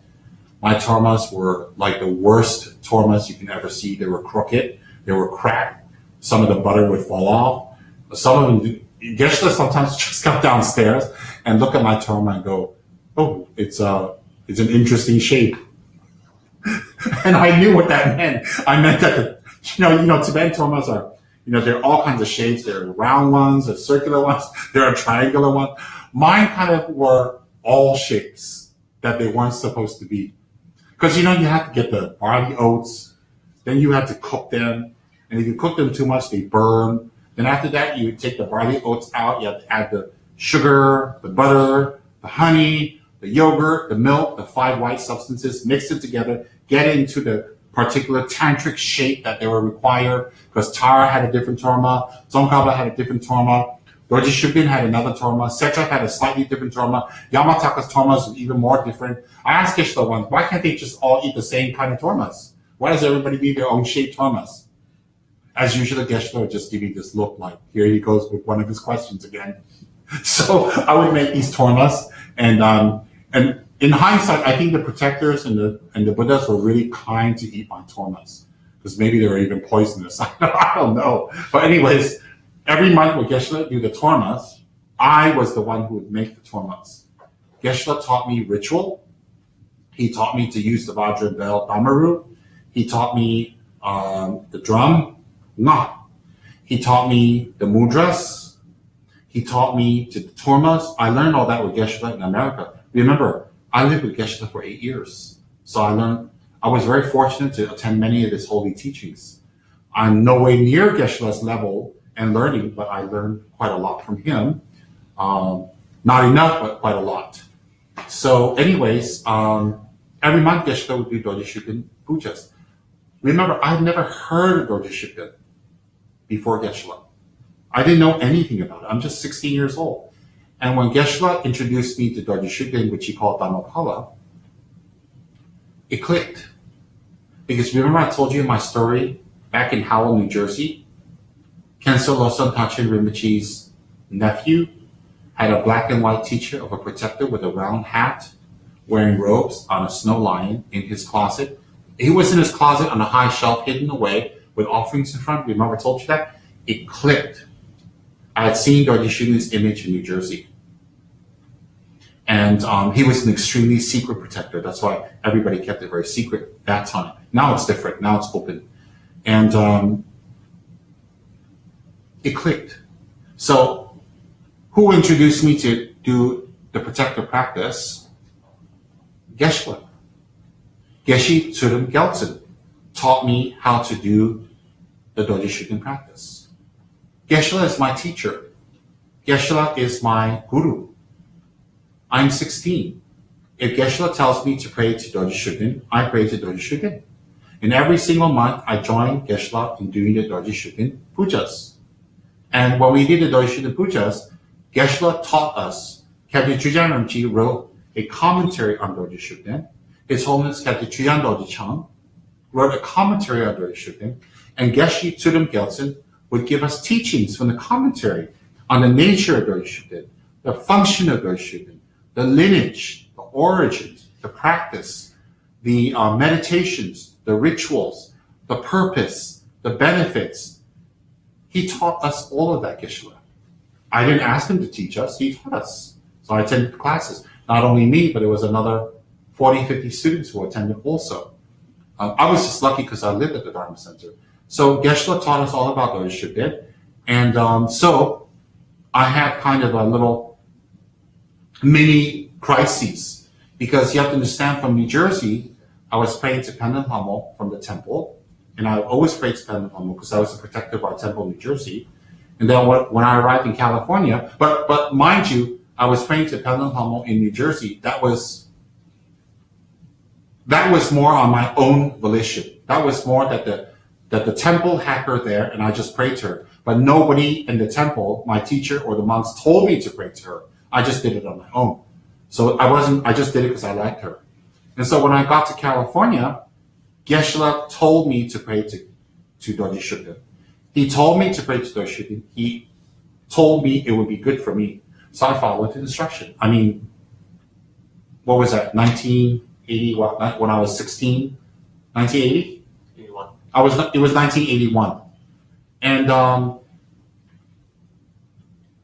2 years later, His Holiness, the one and only, the great emanation of Hiroka, Geshe Saranji, was invited to our center by Geshe-la. Geshe Tsurim Gelton was a disciple and student of His Holiness Geshe Saranji. And he invited Geshe Saranji to our center to teach. And he bought bed sheets, new cups, new plates to be used separately for Geshe Saranji. He taught us the etiquette of how to serve Geshe Saranji, how to address him. He even said to us, Geshe even said to us, never call Saranji by Saranji, call him His Holiness Geshe Saranji. So we were all trained to call him His Holiness Geshe Saranji, which is correct. It is His Holiness Geshe Saranji. So Geshe Saranji came to our center and stayed for 6 months, and I was elected by Geshe-la to be Geshe Saranji's personal attendant. Remember, I was serving Geshe-la for 2 years before Geshe Saranji came, so I was kind of well trained to take care of lamas. And when Geshe Saranji came, I had the incredible merits and the incredible honor and the incredible affinity to be chosen to be Geshe Saranji's personal attendant. What does that mean? I cleaned Geshe Saranji's room. I changed his altar, our offerings. I cooked some of his food. I cooked his morning, breakfast, and dinners. I also vacuumed.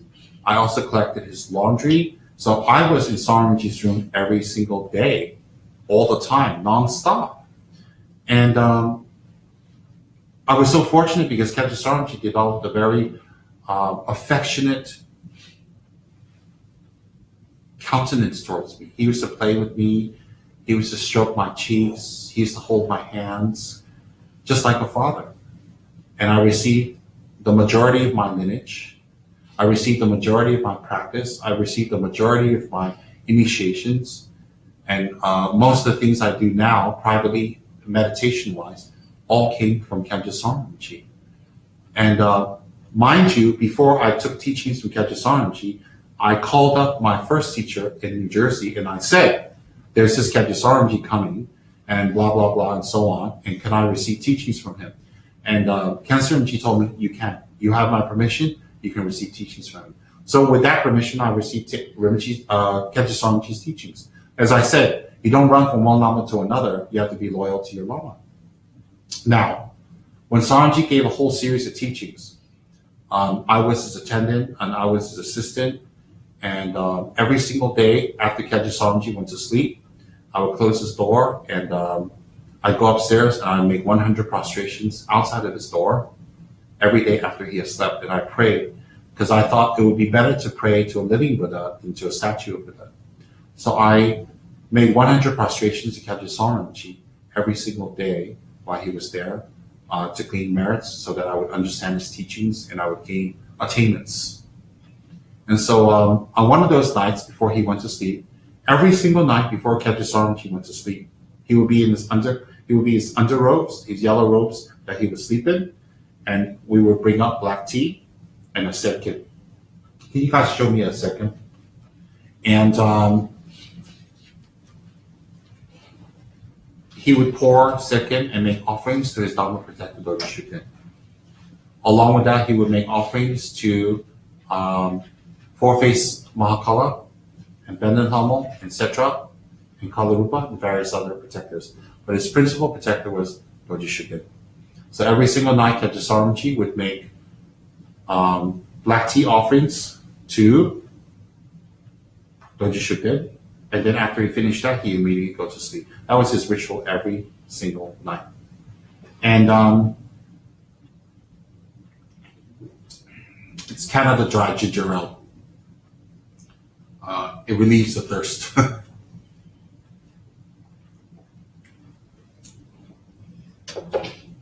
So what happened was, this is a second.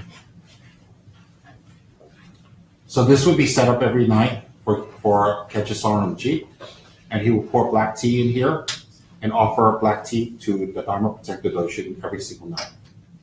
I will prepare that for him. So one night before he went to sleep, I just asked Geshe Saranji with a translator there. I said, I like Dorje Shugden because I've been praying to him with Geshe-la for 2 years now. And I also like Pendant Hamo. And I don't want to pray to a lot of protectors. I don't want to pray to a lot of deities. I want to have one and focus on one very well for the rest of my life. I say, because I feel my life has a lot of obstacles, so I need a Dharma protector to help clear my obstacles so I can do my Dharma practice. And I said, which one should I practice, Your Holiness, Kepchen? Should I practice Dorje Shugden? Should I practice Pendant Hamo? Which one should I practice, or what should I practice? And I said, I'll follow whatever you say for the rest of my life. So Kepchen looked at me very casually, and he said, this is his exact words, okay? If you want, I will give you my protector. If you want, I will give you my protector. And I said to him, I definitely want your protector. I definitely want. And that was it. I repeat, I said to him, I like Pendant Hamo and I like Dorje Shugden, and I want to practice one protector for the rest of my life. I don't want a lot of protectors. Which one should I practice? Can you do divination, or can you tell me? I believe Kepchen was very clairvoyant, which he was. And Kepchen said to me, if you want, I will give you my Dharma protector. And I said, well, if it's good enough for Saranji, it's more than good enough for a clown like me. I mean, Saranji's own personal protector that he's praying to for the last 60, 70 years, the protector he relies on, I mean, out of the whole pantheon of protectors, a scholar, a yogi, a mahasiddha, a great master like Kepchen Saranji, out of all the protectors, picks one protector to be his main protector. This protector must be someone really exceptional, because with all the knowledge and all the what's available for Saranji, he picks this one. And then he's been practicing this for the last 60, 70 years of his life as his personal protector. Now he's going to give it to me and assign it to me. And he asked me if I want. What do you think? Of course I want it. So I folded my hands. I said, yes, Your Holiness, Kepchen Saranji. I want your Dharma protector. I fully accept it. And then he said good night, and I left the room. And then when I left the room, I said, oh, I forgot to ask him who his Dharma protector is. I was pretty sure it's Dorje Shugden, but I was wondering if it might be Four-Face Makala or Pendant Hamo. Says, I'll forget it. So the next day I went back there. I asked Geshe. Geshe says, of course it's Dorje Shugden. Then I requested a group of us, about 90 persons, under Geshe requested Kepchen Saranji for initiation of Dorje Shugden. It's called Shugden. Shugden is initiation of Dorje Shugden. And the initiation ceremony of Dorje Shugden doesn't take more than a half hour. 3 persons at a time can go in. 3 persons at a time can go in and receive the initiation. And what happens during the initiation is that your Lama tells the protector, Dorje Shugden, to protect you until you achieve bodhicitta. So not only now, but in future lives. Then, you as a student promise Dorje Shugden to study the teachings of Lamrim, to meditate and to transform your mind, to change your mind, to be a benefit to others.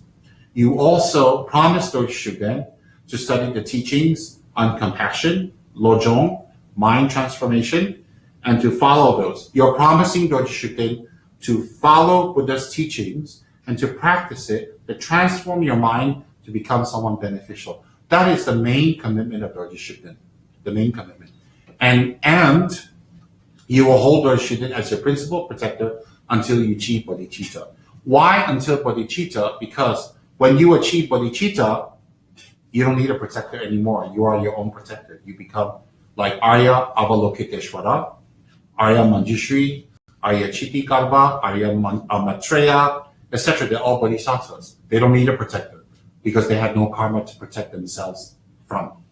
So therefore, until during the initiation, you're given the vows that you take and you swear to your guru, Kepchen Saranji in my case, you swear to your guru that Dorje Shugden becomes your main protector.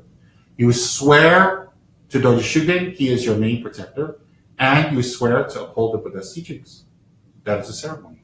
and then you're given a little crystal that represents Dorje Shugden's heart with his mantra written on it.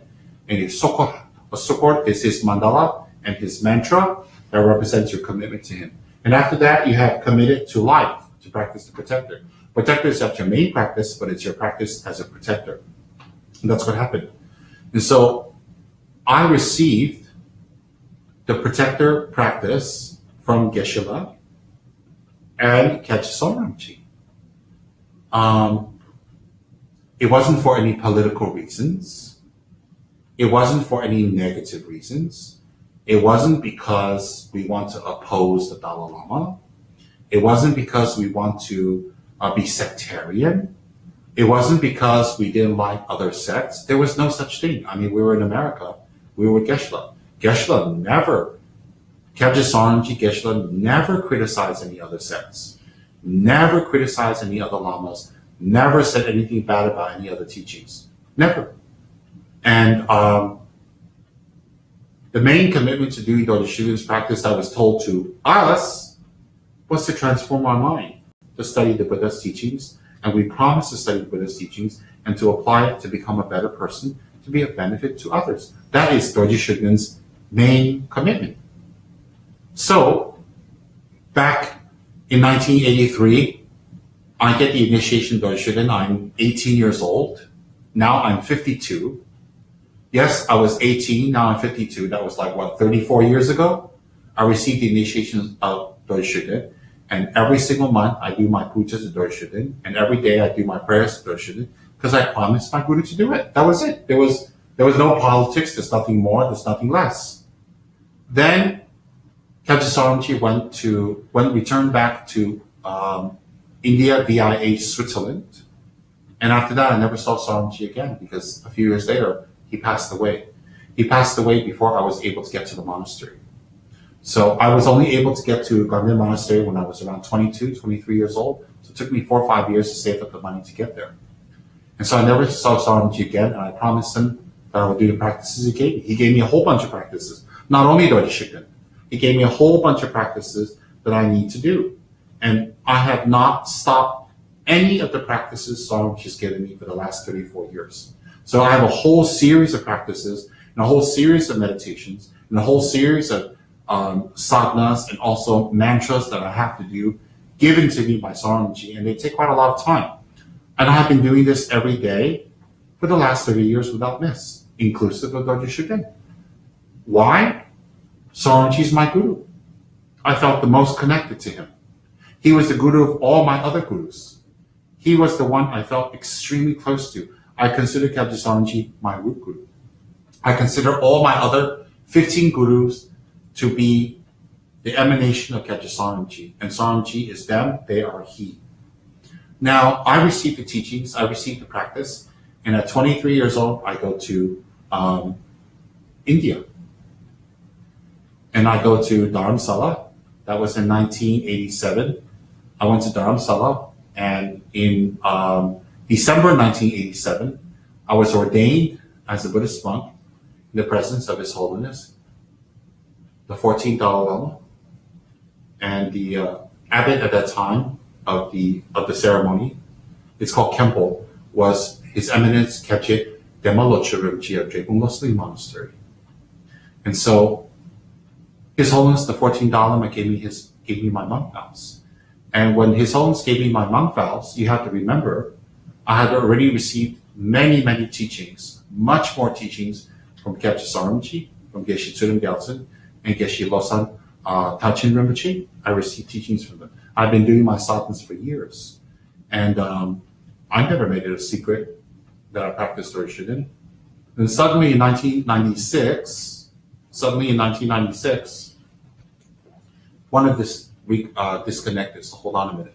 We're going to reconnect, all right? The phones, the 4G here is not very good. It disconnects quite often. We need this one too. Finishes and restart it. We're going to restart this. This is which one? This is the fan page. Okay, we're going to restart the fan page one. No, that's not fan page. It's normal page. Oh yeah, you're right. Fan page.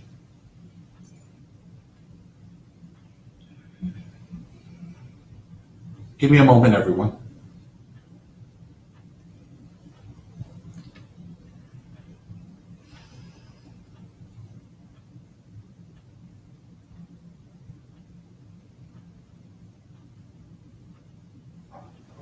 going to just out it and come back to it.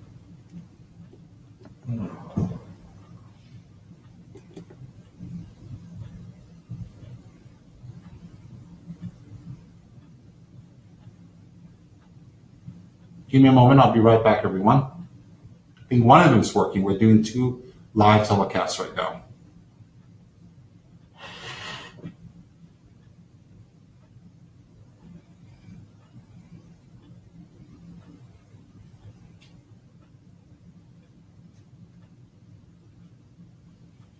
Thank you. It's okay now. Okay, so when I arrived in Dharamsala 1987, I was ordained by His Holiness, the 14th Dalai Lama, which I consider Papa Chenezik or Avalokiteshvara. And then 1988, I went to Nepal, and then 1988, after Nepal, I joined Ganden Shatse Monastery. And the abbot at that time was the great erudite master, Khyentse Rinpoche Jessen Jamba Yeshi. He was a pure monk, a great Kadamba master, a great erudite teacher of Sutra and Tantra, and a very close student of Kyabje Sorimchi, Kyabje Chujan Rinpoche, Kyabje Zemer Rinpoche, Kyabje Laki Rinpoche, and so on. And so I came to Ganden Shatse Monastery. Geshe Tsurim Gyaltsen stayed in America. Geshe Losam Tachin Rinpoche stayed in America, and they both congratulated me. They were very happy for me. And I went to India, and I got ordained by His Holiness and joined Ganden Shatse Monastery in 1988, January, just before Tibet New Year's, Losar. And when I entered the monastery, the abbot was Khyentse Rinpoche Jessen Jamba Yeshi. And in the monastery, he consequently became my main teacher. And I studied my teachings and philosophy under him as my main teacher. And I took a little bit of teachings from also from the great Geshe Namgyal Wangchen and Loseling, but I primarily stuck with Khyentse Jamba Yeshi Rinpoche. And I had the great fortune that he also lived with me in the monastery, and I was able to serve him. And so from 1988, 89, 90, 89, 90, 91, 92, 93, 94, 95, 96, everything's fine. And then in 1996, suddenly we hear Dorje Shugden is negative, Dorje Shugden is evil, Dorje Shugden is bad, Dorje Shugden is banned. We all have to give up Dorje Shugden, or we have to leave the monastery. You have to understand, contrary to what some people like to portray, it was not a choice. It was not an advice. We were told to give up Dorje Shugden. We were forced to give up Dorje Shugden. We were given the option. If you give up Dorje Shugden, you can stay in the monastery. If you continue to practice Dorje Shugden, you have to leave. You have to understand something. In the whole history of Ganden Shatse Monastery, from the time the great King of Dharma, Lama Tsongkhapa Chengu, started Ganden Monastery 600 years ago till now, there is no rule and regulation, whether it's the Vinaya or whether it's the Ganden Shatse rules, that what protector you practice or don't practice determines whether you get kicked out of the monastery or stay in the monastery. You can be even a Pempo. You can be even a Benpo practitioner and stay in the monastery. You can be a Kagyu practitioner and stay in the Gelugpa monastery. You can be a Nyingma practitioner. We had Kagyupa. We had beautiful, wonderful Kagyupa monks in Ganden Shatse Monastery studying. They were practicing Guru Rimchi and their own Kagyu, beautiful, wonderful rituals in Ganden Shatse.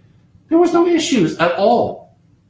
Nobody in Ganden Shatse, whether it was Kyabje Chujan Dorje-chan, Kyabje Sorim Dorje-chan, Kyabje Lak Rinpoche, Khyentse Jamba Yeshi Rinpoche, Shabbat Jeji Jessen Losam Nima Rinpoche, Khyentse Rinpoche, Kari Kendru Rinpoche, Kyabje Zemer Rinpoche. I mean, there were so many great masters and teachers in Ganden Shatse. We all did Dorje Shugden pujas together many times, all right? Not once in Ganden Shatse did any masters tell us or me, You can't go to any other teachings if you practice Dorje Shugden. Or the Nima is bad, or the Kagyu is bad. I have never heard one single Ganden Shatse monk or practitioner of Dorje Shugden Ganden Shatse, which was the majority, criticize, say anything negative about another Buddhist sect, another school of Buddhism, or any other practice.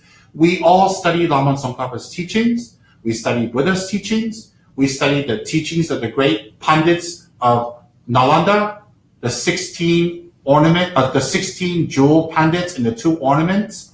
That's the 18 great Pandits of Nalanda Monastery. We study the text of Panchen Sonam Chakpa. We study commentaries. We received initiation and teachings. Well, I already received all my initiations to get Saramji. And there was not one word or whisper of anything like that. Because you see, Kyabje Palmonka said very clearly, in the Lamrin Lachang, in the alignment in the palm of your hand, His Holiness Kyabje Palmonka Dorje Chang Deching Mingpo said very clearly, anyone who criticizes another form of Buddhism collects the negative karma of killing 1,000 Buddhas. That's how detrimental it was. Because when you criticize other dharmas, you influence others not to practice and you push them away from becoming enlightened. Whether it's the Nyingma teachings, Ningche, Kagyu teachings, Gache, or whether it's the Sakya teachings, Sache, or the Gelugpa teachings, Geluki Che. Whatever teachings they were, if you were to criticize them, you collect the karma of killing 1,000 Buddhas. Imagine killing one animal, the karma is negative and it multiplies every day. Then imagine killing human beings, even worse. Imagine killing a monk or a holy nun, it's even more worse. Imagine killing a arhat. I mean, it's not possible for us to kill a Buddha because the Buddha has no karma to be harmed. But hypothetically, if we were to kill a Buddha, imagine the negative karma that we accrue. And so it's not one Buddha, the karma we accrue is 1,000 Buddhas if we criticize other teachings, other forms of Buddhism. So we as Gelugpa students in Ganden Shatse were never taught or told to criticize any form of Buddhism. I have never heard Kyabje Saramji, Kyabje Lati Rinpoche, Kensur Jamba Yeshi Rinpoche, or Geshe Kunjo Tseri Rinpoche, or Shapa Chuchi Jesu Losanima, or His Holiness Ganden Chisur Rinpoche, Jesim Lumrik Namgyal. He was also from Ganden Shatse. I was there when he was there. He's the 101st Ganden Chiba who's living in France now, 90 plus years old, a living Buddha. Ganden Chisur, Jesim Lumrik Namgyal Dorje Chang. You know, none of them criticized other sects or lineages. They all had great devotion to the Dalai Lama, as I have had. They all prayed for the Dalai Lama. They all did pujas for the Dalai Lama. All of us had Dalai Lama's picture in all of our houses, in all of our rooms. We loved and adored and worshipped and believed and trusted the Dalai Lama. Everybody in Ganden Shatse Monastery. You have to understand, all these great lamas, you walk down the street, there's Lati Rinpoche, my God, that's a Buddha. You walk down the street there's Kyabje Rinpoche, another Buddha. You walk up the street, there's Kensur Jamba Yeshi, another Buddha. You walk this street, there's Geshe Kunjo Tseri. There's this Geshe, there's this Lama, there's Geshe Tendang, there's Ganden Chisur Rinpoche. Then there's the so many lamas surrounding you. And they're also saintly. They were also holy. They were also pure monks. They were also gentle. They really were living atishas, outwardly showing pure monk vows, inwardly generating the bodhicitta of Mahayana bodhicitta, and secretly practicing Tantra and not showing off their abilities and their attainments. You're surrounded by these lamas. You're surrounded by these teachers. And all you ever get from them is love, compassion, dharma, holding your vows, study, teaching. None of these Gelugpa lamas in Ganden Shatse criticize the high lamas of other lineages. Nobody. Not one single one of these lamas practiced Dorje Shugden to harm the Dalai Lama or to harm Tibet or to damage others. There is no such thing. If you open up Dorje Shugden's prayers, there is nothing in there that tells you to harm another being, that tells you to harm the Dalai Lama. You have to understand something. Dorje Shugden is practiced by the highest lamas in the Gelugpa school of Buddhism. The highest lamas. So, Kyabje Trijang Rinpoche practiced Dorje Shugden. He practiced it very strongly. He practiced it his whole life. Kyabje Trijang Dorje Chang was not a man. He was not an ordinary human being. He was a living Buddha. He was a living Bodhisattva. He was a living Arhat. He was a living Daka Dakini Dharma protector. He was a living Buddha, Kyabje Trijang Rinpoche. Nobody who met him was not affected by him. I never got the chance to meet Trijang Dorje Chang, but I met all his students, Kyabje Dzime Rinpoche, Kyabje Sar Rinpoche, Laki Rinpoche, and I tell you, his students were so immaculately powerful and great and pure. Can you imagine the teacher? Trijang Rinpoche, out of all the monasteries, in Tibet, Ganden, Sera, Drepung, Ganden had 4,000 monks. Among them, you have hundreds of scholars. You had Sera Monastery that had 6,000 to 7,000 monks. Among them, hundreds of scholars. In Drepung Monastery, you had 10,000 monks. You had hundreds and hundreds of scholars. So out of 20,000 monks with thousands of scholars, Kyabje Trijang Rinpoche was one of the lamas selected by the regent of Tibet, by Nechung Protector, by the ministers of the government, to be one of the teachers of the 14 Dalai Lama's incarnation. His other teacher, of course, everybody knows, the root teacher is His Holiness Kyabje Ling Dorje Chang, Ling Rinpoche. So for 30 to 40 years, Ling Rinpoche, Kyabje Ling Dorje Chang, Kyabje Trijang Dorje Chang were the main teachers, the root teachers of everything from Ga Ka Ka Nga, learning the Tibetan alphabet, to studying the teachings of the great pandits of Nalanda, the commentaries by the Tibetan masters, along with getting the lineages of Sutra and Tantra. Ling Rinpoche and Trijang Rinpoche both initiated Dalai Lama, His Holiness Dalai Lama, into all the tantras. Everything came from them. Everything. It's only later when the Dalai Lama got older, when he was in his 20s and 30s after 1959, then His Holiness started getting teachings from other great lineage lamas of other lineages. But from the time he was a very young child until he became a mature adult, everything for him to achieve his Geshe Parang teaching came from Kyabje Ling Rinpoche, Kyabje Trijang Rinpoche. So Kyabje Ling Rinpoche, Trijang Rinpoche were chosen by the oracles, by the high lamas, to be the direct teacher of the supreme king of Tibet, the Lama king of Tibet, His Holiness Dalai Lama. Dalai Lama is the incarnation of Chenezig. I don't care what other people say. I don't care what other people think. I don't care if people like him or not. In my heart, I believe His Holiness the Dalai Lama is Avalokiteshvara Chenezig, Papa Chenezig. I know some people don't like that. I don't, it doesn't matter. We all have our own path. I believe the Dalai Lama is Papa Chenezig. I still do, even with the Dorje Shugden ban. So, the king of Tibet, the sovereign of Tibet, the person who's going to be the ruler of all Tibet, is going to get the best training, the best tutors, and the best education that Tibet can offer.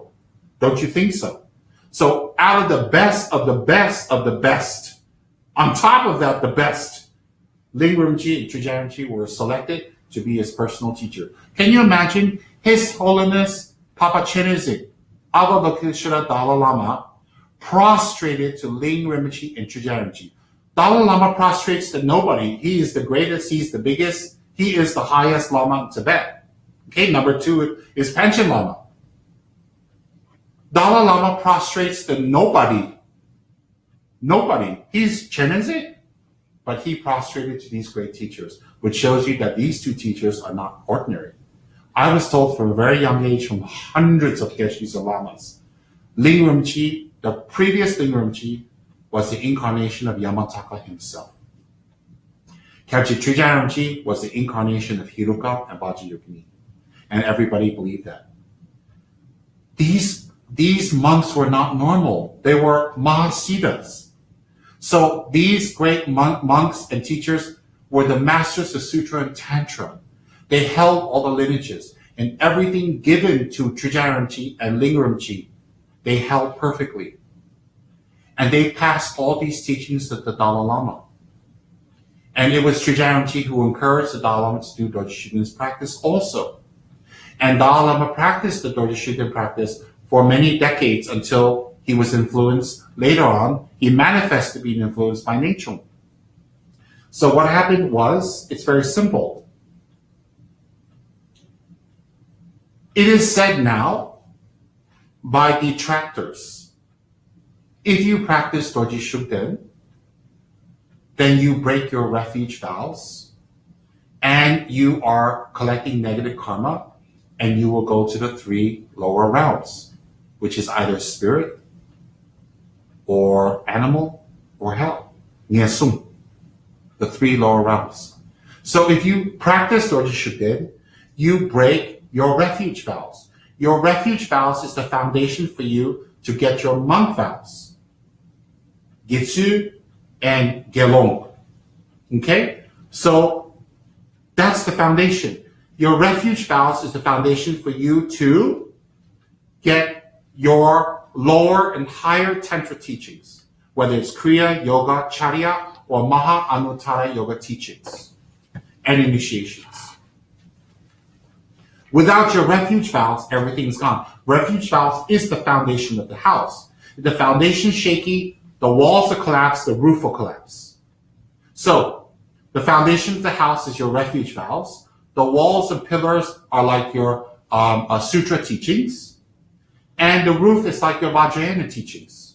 Something similar like that. And what happens is that if your foundation is broken, the walls will collapse and the roofs will come down. So what the current people are saying is that if you practice Dorje Shugden, then you break your refuge vows. If you break your refuge vows, then you also break your tantric vows. You also become disrobed because you don't have those vows anymore. Is that correct? So Trijang Rinpoche practiced Dorje Shugden his whole life. He never gave up Dorje Shugden his whole life. So if we will listen to today's detractors, today's naysayers, then Trijang Rinpoche was disrobed. Trijang Rinpoche's initiations and teachings become corrupted. And if Trijang Rinpoche was disrobed, he wasn't really a monk, but he was living in a monastery receiving offerings of a monk. Very bad. On top of that, all his tantric teachings, all his tantric lineages, all his sutra lineages, all his oral transmissions and commentaries that he received from his gurus have become corrupt. So they have become corrupt. They were passed to the Dalai Lama. So the Dalai Lama has received corrupt teachings, corrupt lineages, corrupted tantric practices, because Trijang Rinpoche is corrupt. If Trijang Rinpoche is corrupt because he practiced Dorje Shugden, all his teachings are corrupt. So whatever teachings he passed to His Holiness the Dalai Lama are also corrupt and ineffective. So if we receive these teachings that Dalai Lama had received from Trijang Rinpoche, for example, if Trijang Rinpoche gave Dalai Lama the Hiruka Chakra Sambhara initiation teachings, the Hiruka Chakra Sambhara from Trijang Rinpoche is corrupted because Trijang Rinpoche practiced Dorje Shugden, and therefore his vows are broken, and therefore he's impure. So therefore, the Hiruka Chakra Sambhara teachings given to His Holiness the Dalai Lama by Trijang Rinpoche is corrupted. So any teachings on Hiruka from His Holiness the Dalai Lama is also corrupted.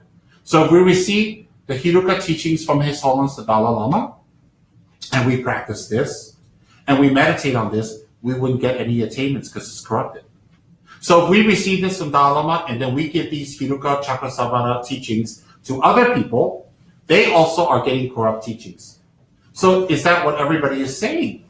That's not possible. That is not possible. So on top of that, whatever teachings that Ling Rinpoche gave to Dalai Lama is also corrupted.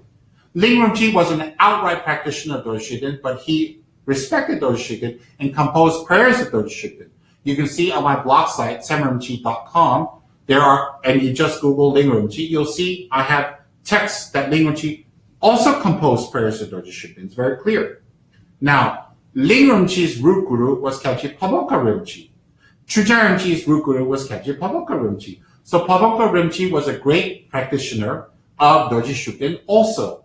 So if Pamokkha Rinpoche practiced Dorje Shugden, he's also corrupted. Whatever teachings he gave to Ling Rinpoche is corrupted. Whatever teachings Ling Rinpoche gave to His Holiness the 14th Dalai Lama is also corrupted.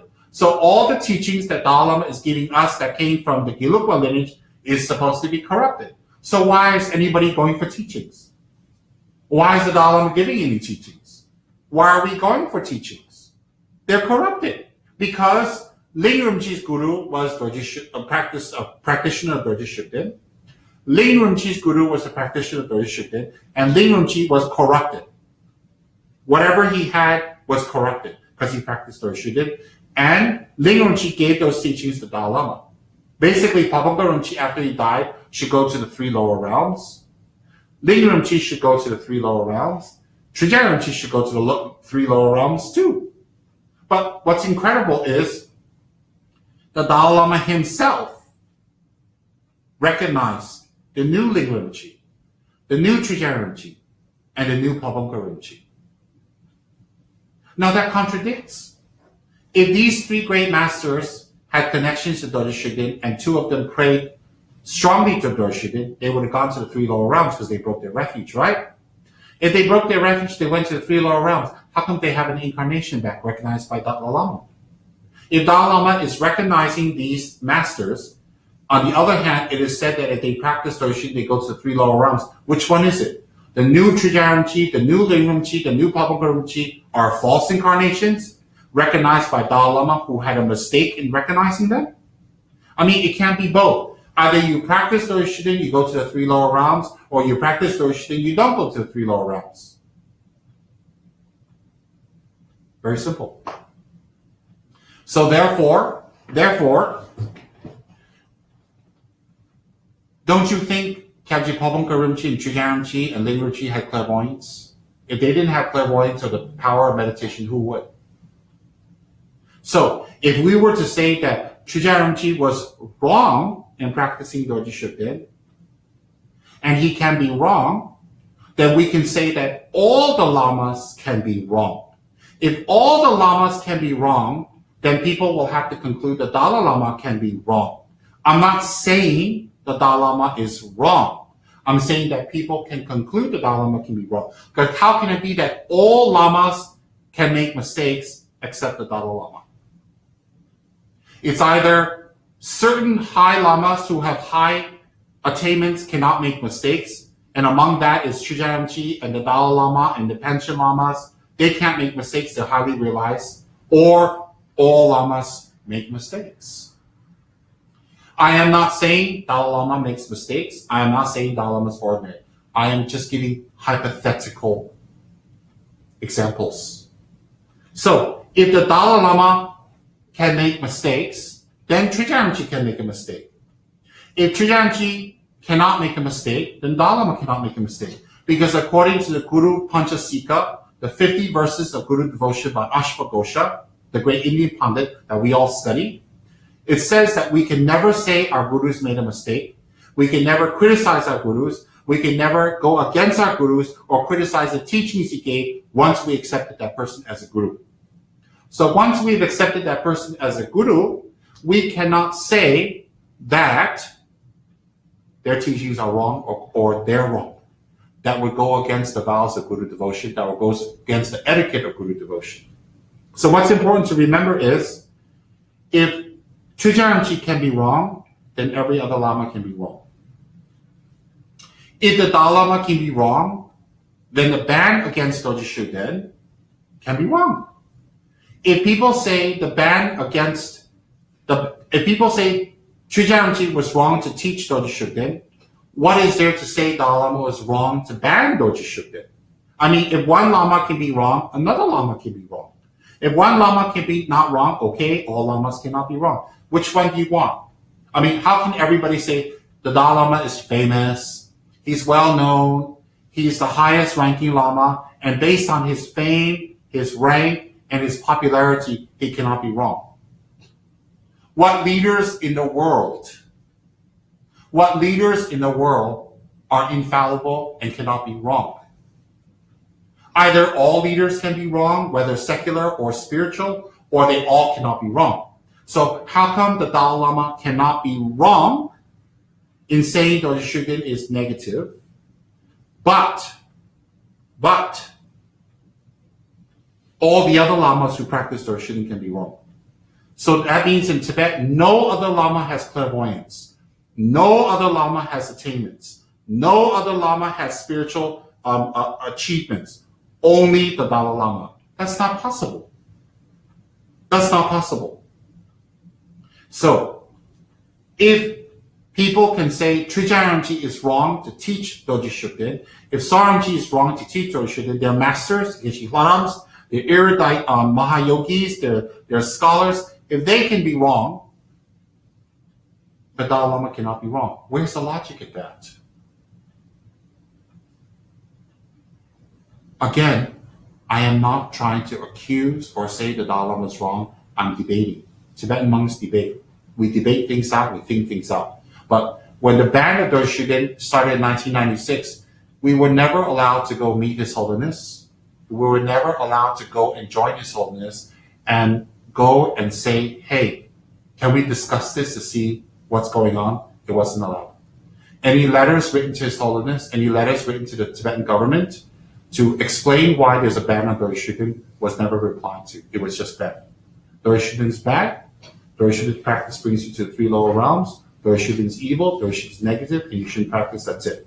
And people continue to practice. The monks protested in Ganden. I was there. I didn't protest, but the monks protested. When the monks protested, then His Holiness came out with a very powerful speech in Drepung that all monks who practice Dorje Shugden should be expelled from the monastery.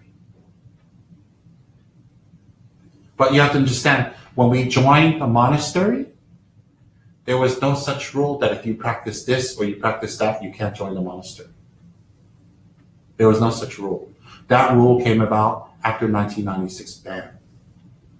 Okay? So from Ganden Shartse, out of a population of 1,300 monks, 1,200, 1,300 monks, over 650 monks separated from the monastery and formed their own monastery. When they formed their own monastery, then the Tibetan government exile tried to close it. They tried to get the police to close it, but the new Dorje Shugden monastery called Shugden monastery is very smart because they had applied for a license. They already had a license to open their own temple, so it couldn't be closed. So these days, the Tibetan government likes to say, oh, guess what? They have the freedom to practice. See, they have their own monastery. It's not that we have our own monastery, we have the freedom to practice. It's that we were forced to open the monastery. We were kicked out of our monastery. We were expelled from our monastery, and we had nowhere to go. We had to open our own place. So it's not a freedom to practice. We're forced to hide in the corner to practice. On top of that, those Shugden practitioners cannot go to any Tibetan hospitals. They cannot go to any Tibetan government offices. They cannot go to any Tibetan welfare offices. They cannot join any of the talks and teachings by the Dalai Lama. So Tibetan Dorje Shugden practitioners cannot go to any teachings, cannot go to any functions with the other Tibetans. Basically, if you practice Dorje Shugden and you're Tibetan, you stay away from the other Tibetans. It's like that. It's like that. So Dorje Shugden practitioners cannot go to Dalai Lama's talks. If you say, I can't go to the Dalai Lama's teachings, I understand, because it's a spiritual thing. But the Dalai Lama is also a political leader. He's also a king of Tibet.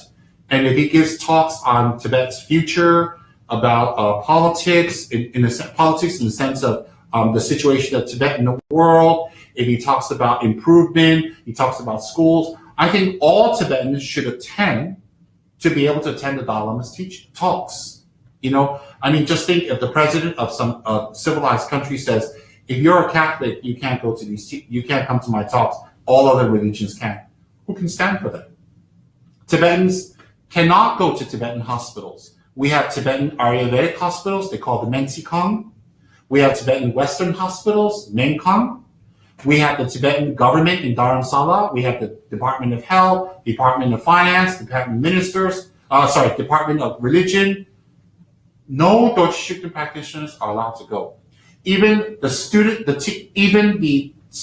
children of Dorje Shugden practitioners cannot go to Tibetan schools. It is like that. It is like that.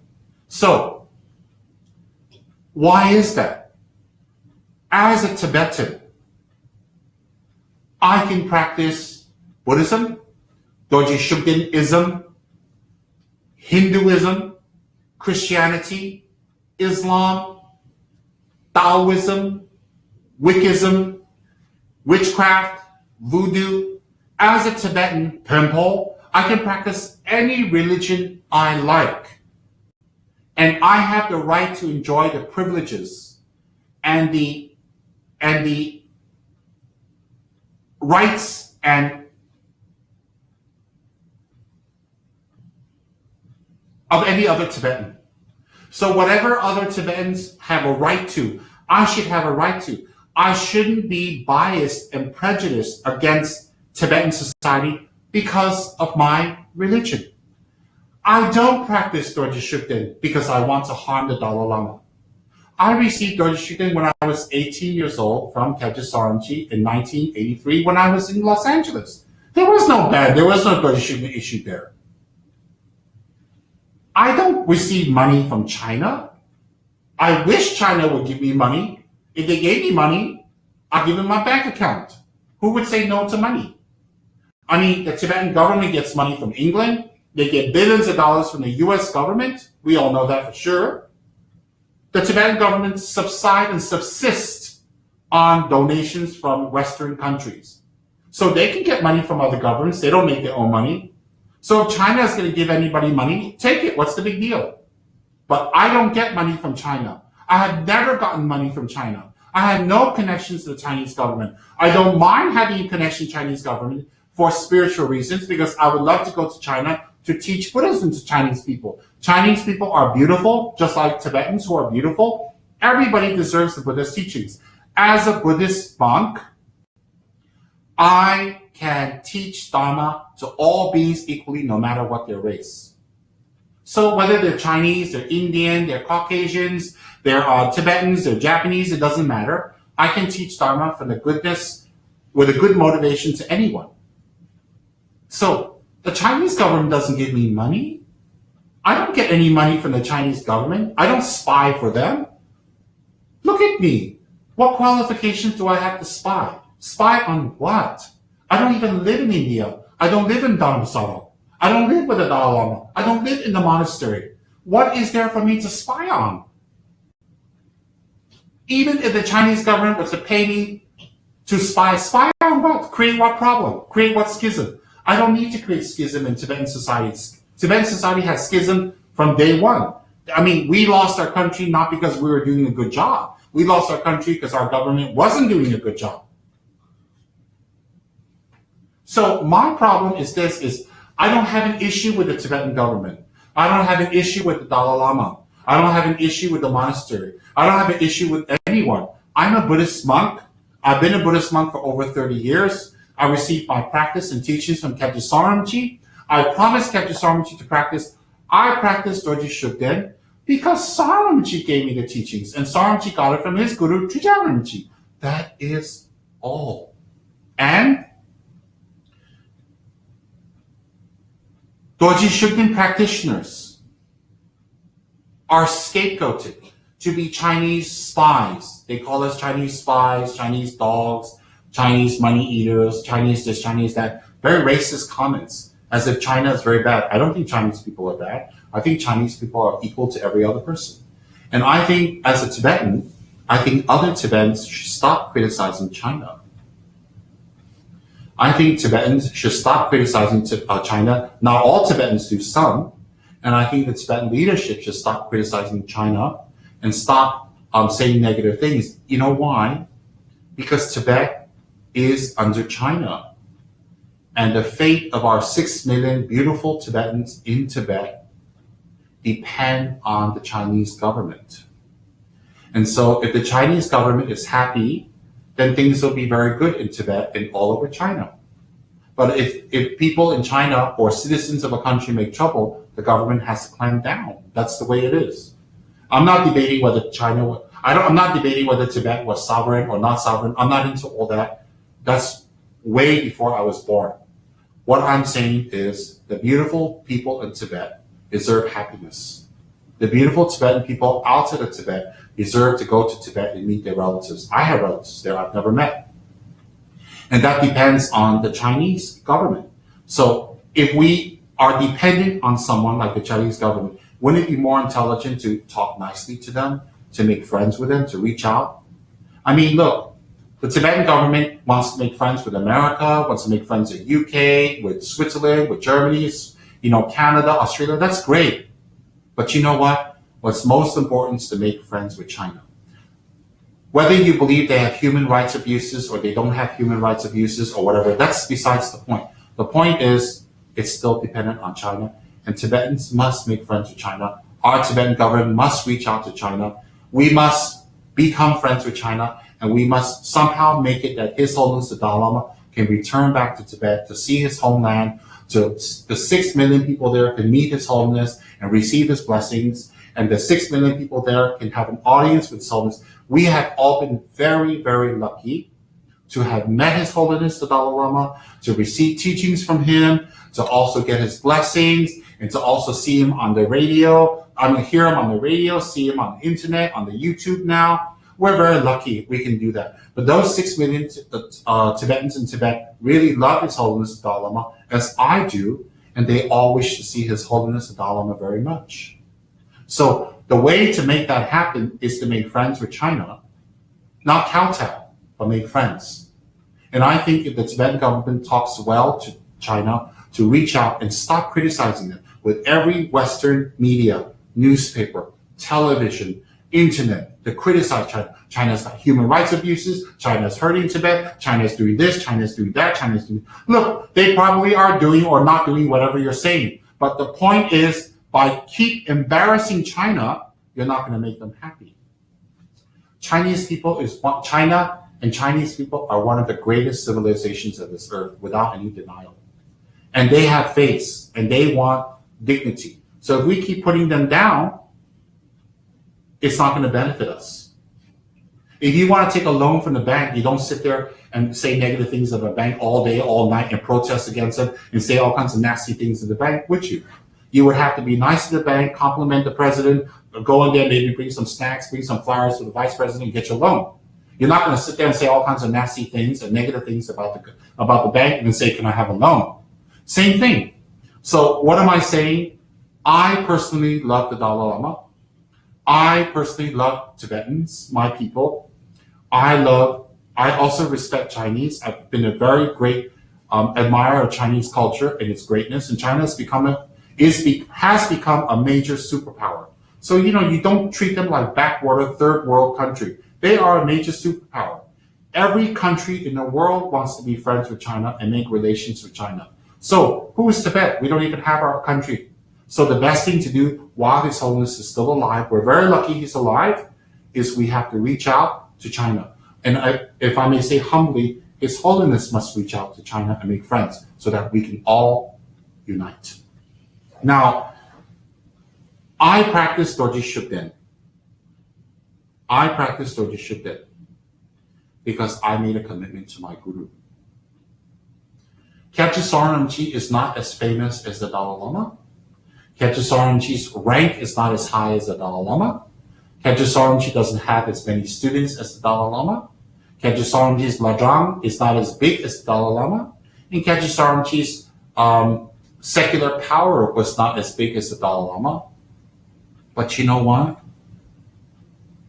Khyentse Rinpoche is my guru, and whether he is popular, well-known, has a lot of power or not, he is my guru, and I'm going to follow him to the end of my life. The Dalai Lama is also one of my gurus, but not my root guru. The Dalai Lama tells me to stop doing Dorje Shugden's practice. Khyentse Rinpoche told me to do Dorje Shugden's practice. Now, by Tibetan tradition, this is most important. If a Lama asks you to do something and you cannot do it, you have to excuse yourself and say, I'm sorry, Your Eminence, I am not able to do what you're asking me to do, so I have to not be able to do it. Please forgive me. You say it respectfully. So if Soren Rinpoche was alive, then I can go to Soren Rinpoche and say to him, the Dalai Lama is asking me to stop doing Dorje Shugden practice. You gave it to me. What shall I do? And if the Soren Rinpoche says to me, oh, you don't have to do it, I release you, then there's no negative karma, I'm released. You know, Dorje Shugden is not important at all. What's more important is my gurus, my promise to my guru. I repeat, Dorje Shugden is not important at all. Dorje Shugden is Manjushri, he is Bodhisattva, he never gets angry, he never punishes anyone, he never hurts anyone, he never damages anyone. Never. That's what my gurus told me. So, Dorje Shugden is not important at all. My promise to my guru is important. Khyentse Rinpoche told me. Khyentse Rinpoche told me to practice Dorje Shugden, and I promised Khyentse Rinpoche in 1983 I will practice Dorje Shugden for the rest of my life. I repeat, Khyentse Rinpoche told me to practice Dorje Shugden in 1983 and gave me the initiation, and I swore to Khyentse Rinpoche for my life that I will practice Dorje Shugden in 1983. In 1996, after Khyentse Rinpoche has passed away, His Holiness the Dalai Lama requested all of us to give up Dorje Shugden. So, that's how many years later? 13? 13, right? I was told to give up. So, since I cannot ask Khyentse Rinpoche to give up Dorje Shugden, I can ask His Holiness to excuse me from giving up Dorje Shugden. I repeat, since I cannot ask Khyentse Rinpoche to excuse me from doing Dorje Shugden practice, I have to ask the Guru that's alive to excuse me from giving up Dorje Shugden. You see, Dalai Lama, His Holiness Dalai Lama is asking us to give up Dorje Shugden. Soren Rinpoche is telling us to practice Dorje Shugden. It's not a matter of which Guru is higher, which Guru is the king, which Guru is more popular. Guru and Guru is same. Soren Rinpoche and Dalai Lama in spiritual practice is same. They're both living Buddhas to me.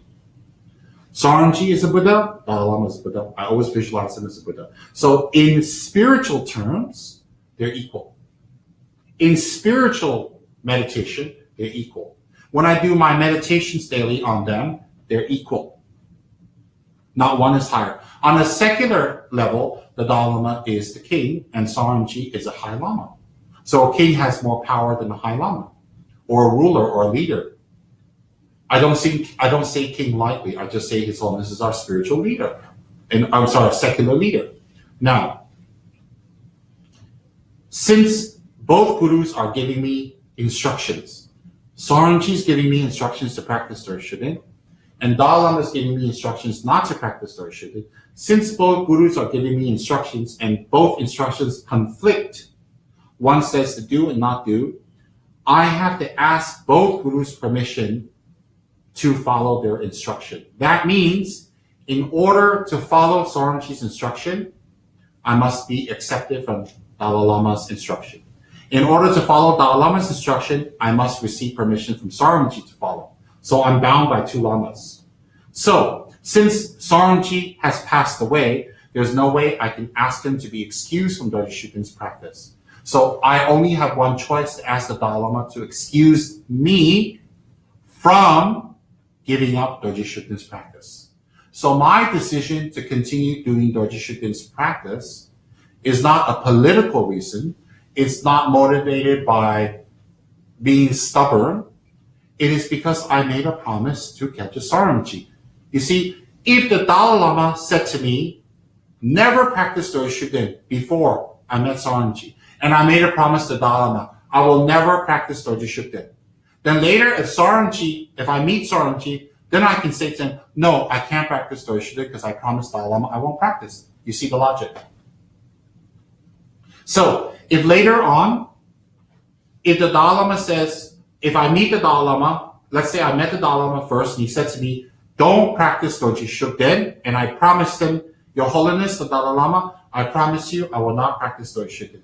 And later, after that, Saramji tells me you should practice Dorje Shugden. Then I can tell Saramji, please excuse me, I made a promise to the Dalai Lama that I will not practice Dorje Shugden. You see, because one came before the other.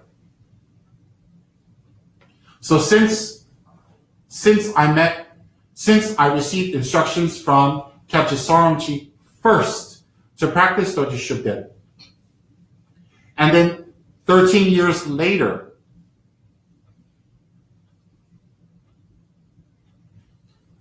Dalai Lama told us to give up Dorje Shugden. I have to follow the instructions I was given first. Very simple. Well, some people say, well, what's the big deal? You just practice Dorje Shugden and keep quiet. It's not, it is a big deal. It is a big deal because, you know what?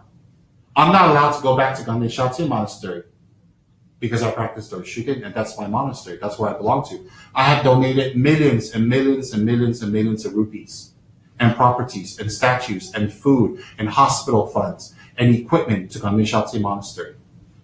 So Ganesha Monastery can accept my donations as a Dorje Shugden practitioner, but they cannot accept me. If you want to be honest about it, Ganesha should refund my money. I mean, if I'm a Dorje Shugden practitioner, I'm contaminated and dirty, then my money should be dirty also. I have raised millions and millions and millions of rupees in the last 20, 30 years for Ganesha Monastery. I have put in floors in the prayer hall. I have built their hospitals. I have donated to their altars. I have donated to their monks. I have bought thousands of books and given monks. I have given hundreds and thousands of statues. I have also given to the monk fund, the food fund, the tuberculosis fund. I have put in water pumps. I have repaired. I have painted. I have done buildings at Ganesha. I have done many, many building projects at Ganesha that I raised money for. So as a Dorje Shugden practitioner, my money is not dirty that I raised, but I'm dirty. It doesn't make sense. So like that, I cannot go to a Tibetan hospital because I practice Dorje Shugden. I cannot go to a Tibetan clinic. I don't want to, but if I want to get a job in the Tibetan government, if I'm qualified, I couldn't get a job because the Tibetan constitution says if you practice Dorje Shugden, that's been amended. If you practice Dorje Shugden, you cannot get a job. I cannot have any of people that I know, like if I have relatives, go to a Tibetan school if I practice Dorje Shugden. And then on top of that, if you practice Dorje Shugden, you are browbeaten and you are accused of being against the Dalai Lama and working for China. Why? Because Tibetan society is very simple. They're my people, so I understand Tibetan people. Tibetan society is very simple. If you don't obey the diktats of the Tibetan government, then they isolate you, they label you anti-Dalai Lama, and then they segregate you, and they browbeat you until you do what they want. If you don't do what they want, they keep you away. It's not a democracy, actually. They think it's a democracy, and I think they're trying the best they can, but it's not a democracy. So, if you go, one of you can put a link on for me where the Dalai Lama agree with this. I'm going to place here a link where the Dalai Lama agree with this, and you can look at all the social media I received from Tibetans calling me a Chinese spy, a dog, fat, evil, I hate the Dalai Lama, I should die, they want to kill me, because I practice Dorje Shugden. And all the Dorje Shugden practitioners, especially the prominent ones, get that attack. Let me make it simple. If it was advice not to practice, then just give the advice and don't say anything more. But if you give advice not to practice Dorje, and then you make rules and you put in your constitution and to disallow Dorje practitioners to be part of Tibetan mainstream, that's not advice. That is 100% segregation. Okay? Dorje people do not have any representation in the Tibetan parliament. They have no representation. There's a representative for the Pimples. There's a representative, I think now for the Jonangpas, they didn't have before. They are representative for the Kagyus, Sakyas. They have representative for Utsang, for Dokang, from Amdo. They have representative for every section of Tibetan society. But they don't have any representatives of Dorje people. Why is it that just because we practice Dorje, we can't be part of mainstream Tibetan society? Why? Because of my religion. What about the Tibetan Christians? There are Tibetan Christians. There are Tibetan Muslims. There are Tibetan people who are atheists. How come they all can join, but Tibetan people cannot? Tibetan Dorje people cannot. Oh, Tibetan Dorje wants to harm the Dalai Lama. Tibetan Dorje wants to kill the Dalai Lama. Tibetan Dorje wants to bring harm to Tibet. That's not true. There are good Dorje people, and there are a few bad ones, just like everywhere, every place on this planet. There are people who practice Dorje who are good, most of them, and there are some Dorje practitioners who are a little iffy.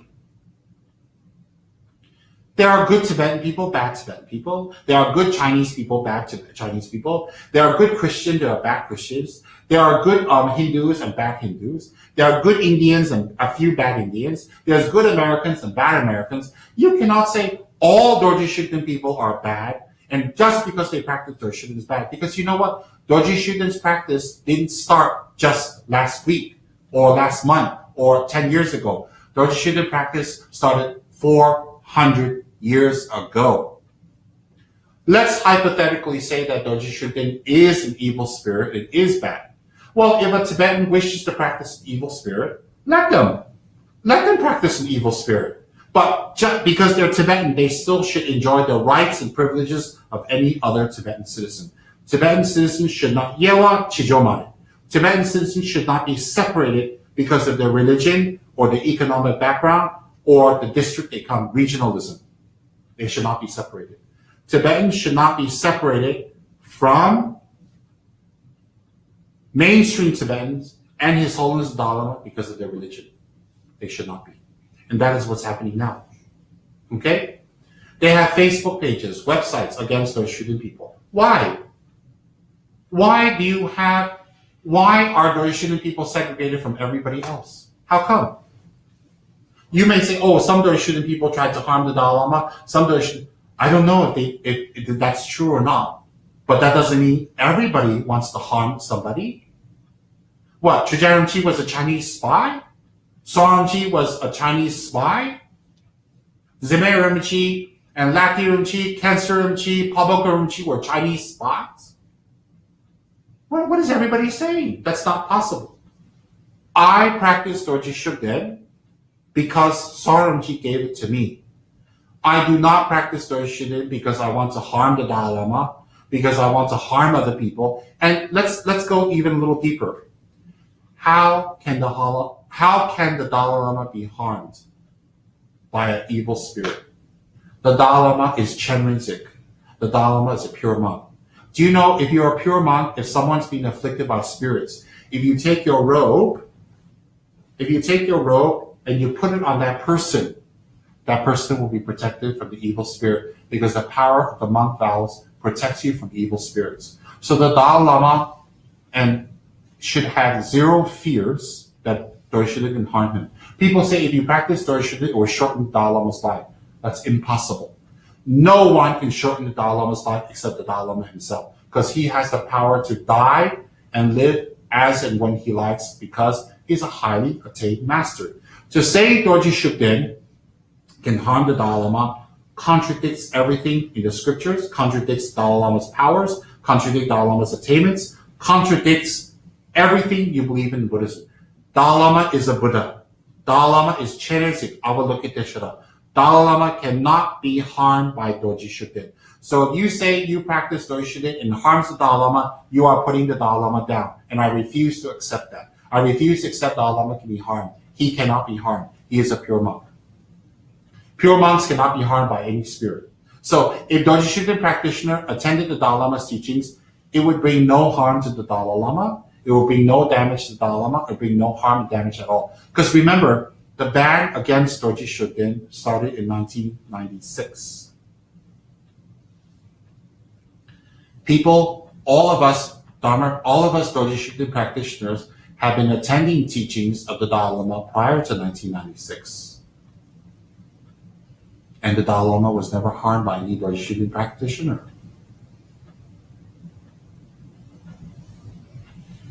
So if the Dalai Lama can be harmed by Dorje Shugden, what's the point all of us practice and become a Buddha? That means a Buddha can be harmed by Dorje Shugden. Impossible. And if Dorje Shugden is such a bad, evil spirit, instead of creating websites against him, the Tibetan government has a website. You can go to dalailama.com. You can go to CTA's website. They have a whole section about how bad Dorje Shugden is. If Dorje Shugden is such an evil, bad spirit, why doesn't the Dalai Lama and a handful of the highest lamas of Tibet get together and do a ritual and just bind him, control him, and lock him up? Why don't they just do a ritual and separate Dorje Shugden's consciousness and send him to a pure realm? That's what fire pujas are for. I mean, it's a perennial God versus the devil. It's a perennial, how come the devil can create so much mischief in the world and God can't do anything about it?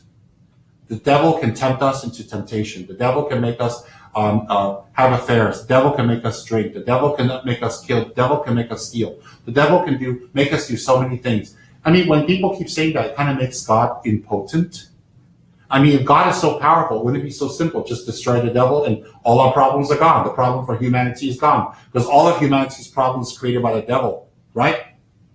In the Abrahamic religions, they say that. In the Abrahamic religions, they say that the devil is a source of all evil and all evil that's created on this earth. So my simple thing, instead of punishing Sodom and Gomorrah, 40 days and nights, Noah's Ark, instead of punishing all the sinners and they have to confess, just get rid of the source of the sin, the devil. If we get rid of the devil, nobody will sin, everybody will go to heaven. So simple.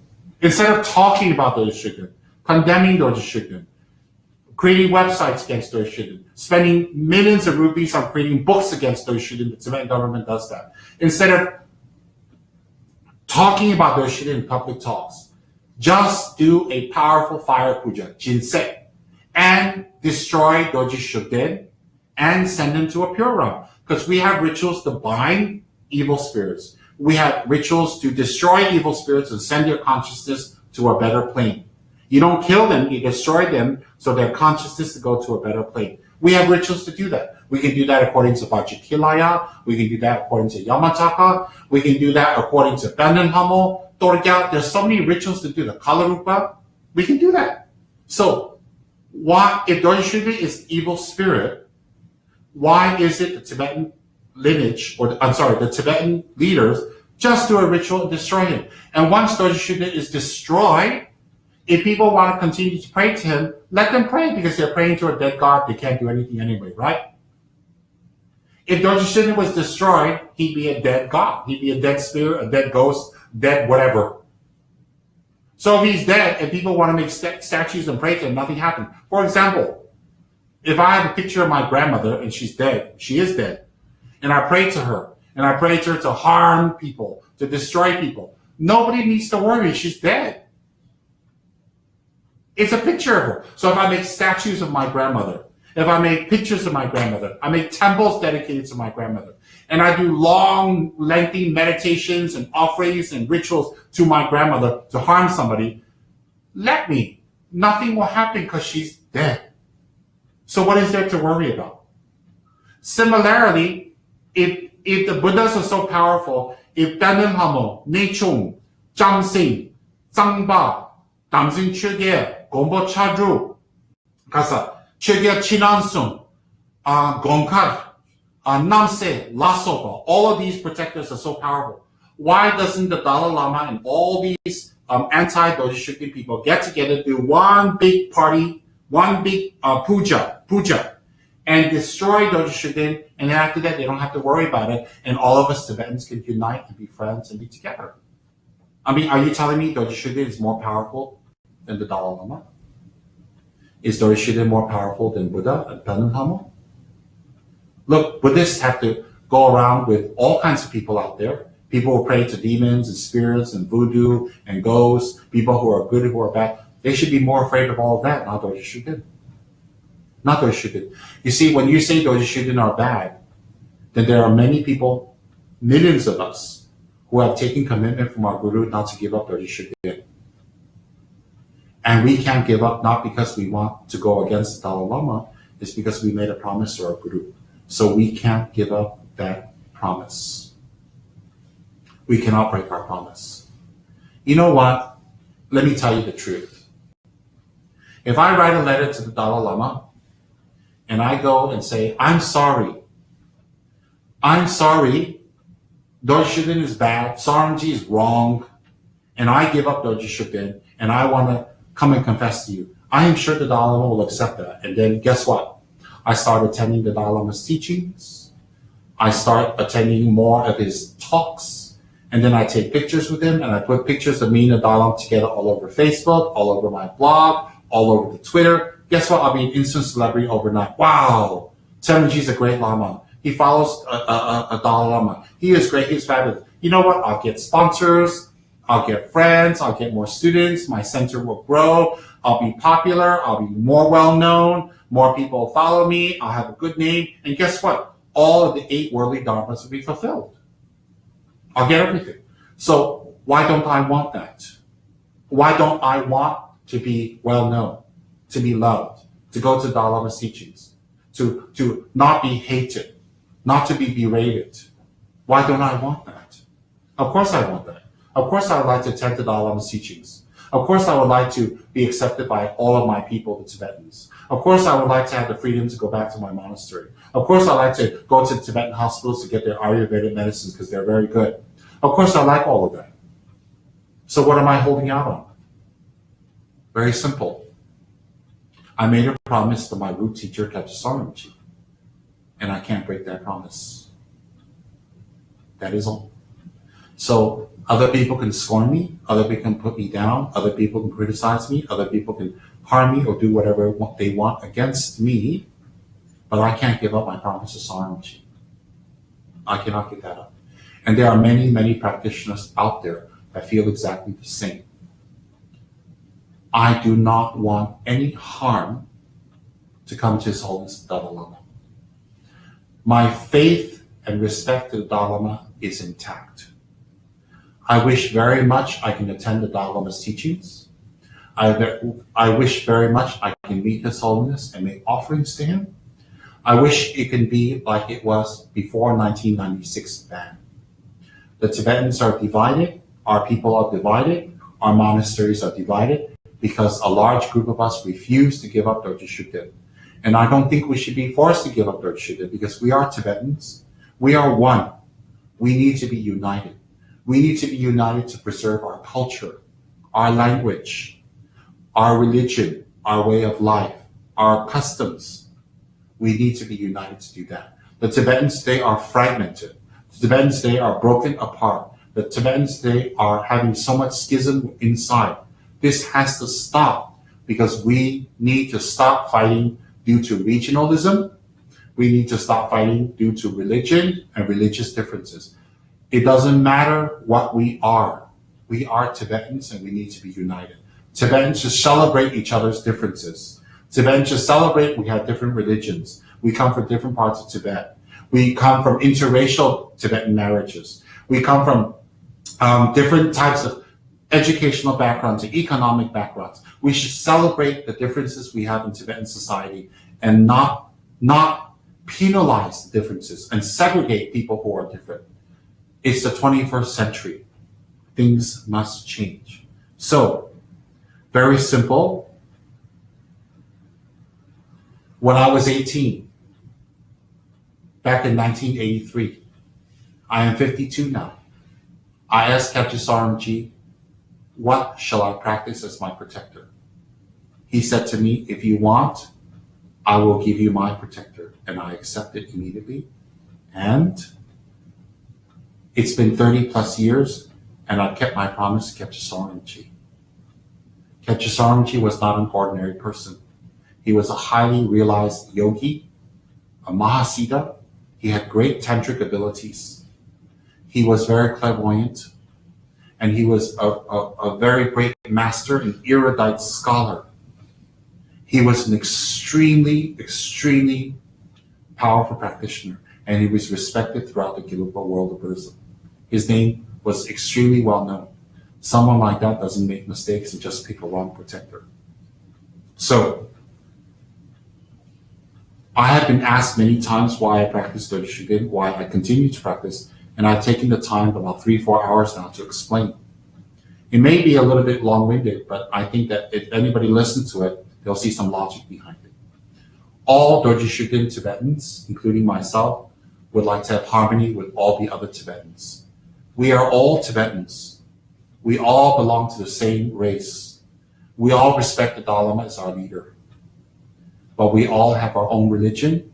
We all have our own regions. We all have our own individual likes and dislikes. And we should be allowed to practice what we like and still be allowed to meet the Dalai Lama, to go get his teachings, and also to meet him. If not his teachings, at least his secular gatherings. We have zero representation in the Tibetan government as Dorje Shugden practitioners. Okay? So,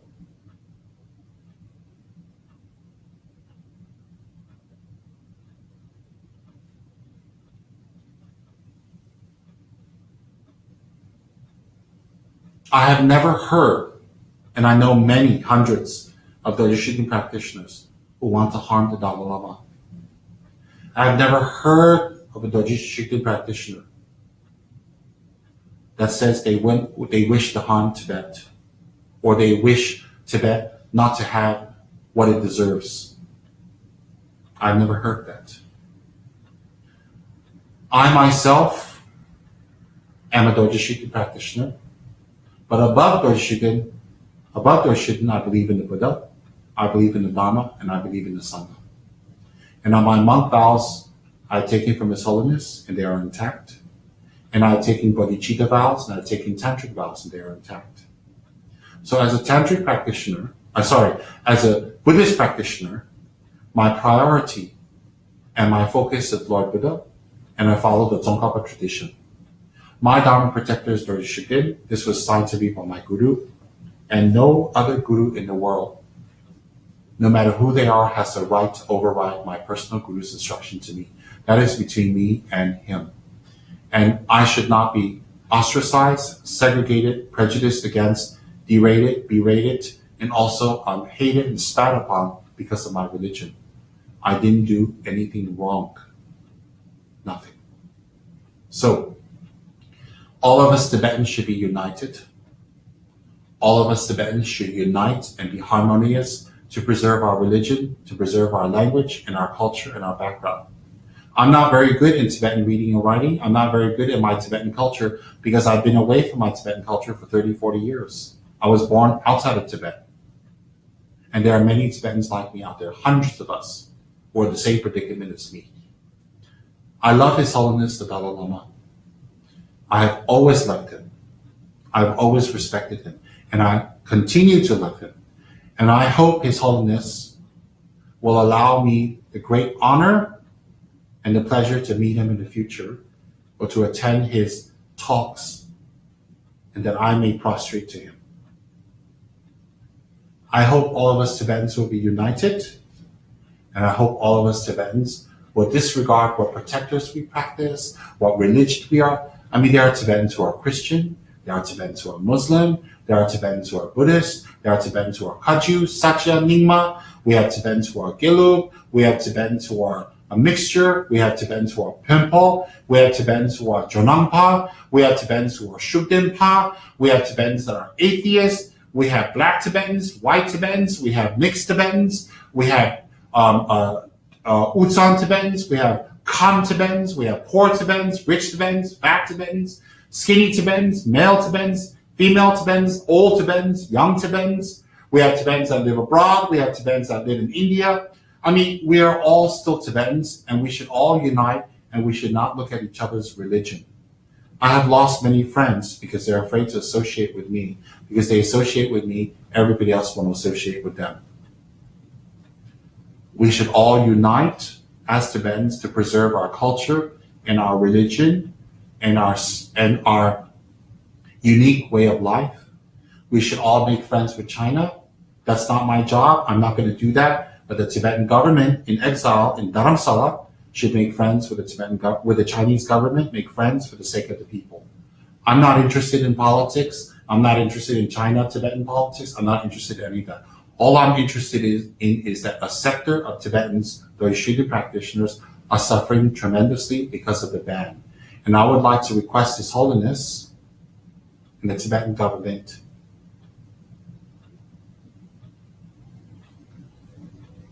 to accept us and to unite us and to bring us together again, just like before the ban in 1996. Let's be harmonious. Let's work together.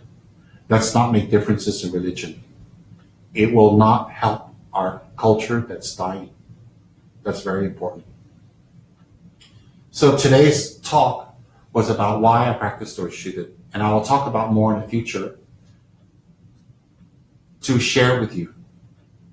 If you would like to read more, you can go to tsemrinpoche.com, which I express a lot of my views. And I have a team of wonderful, dedicated, hardworking, young, brilliant writers and researchers that work with me to help me get out all the powerful articles that we have to benefit others.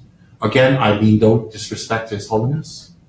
I mean no disrespect to the Tibetan government in exile.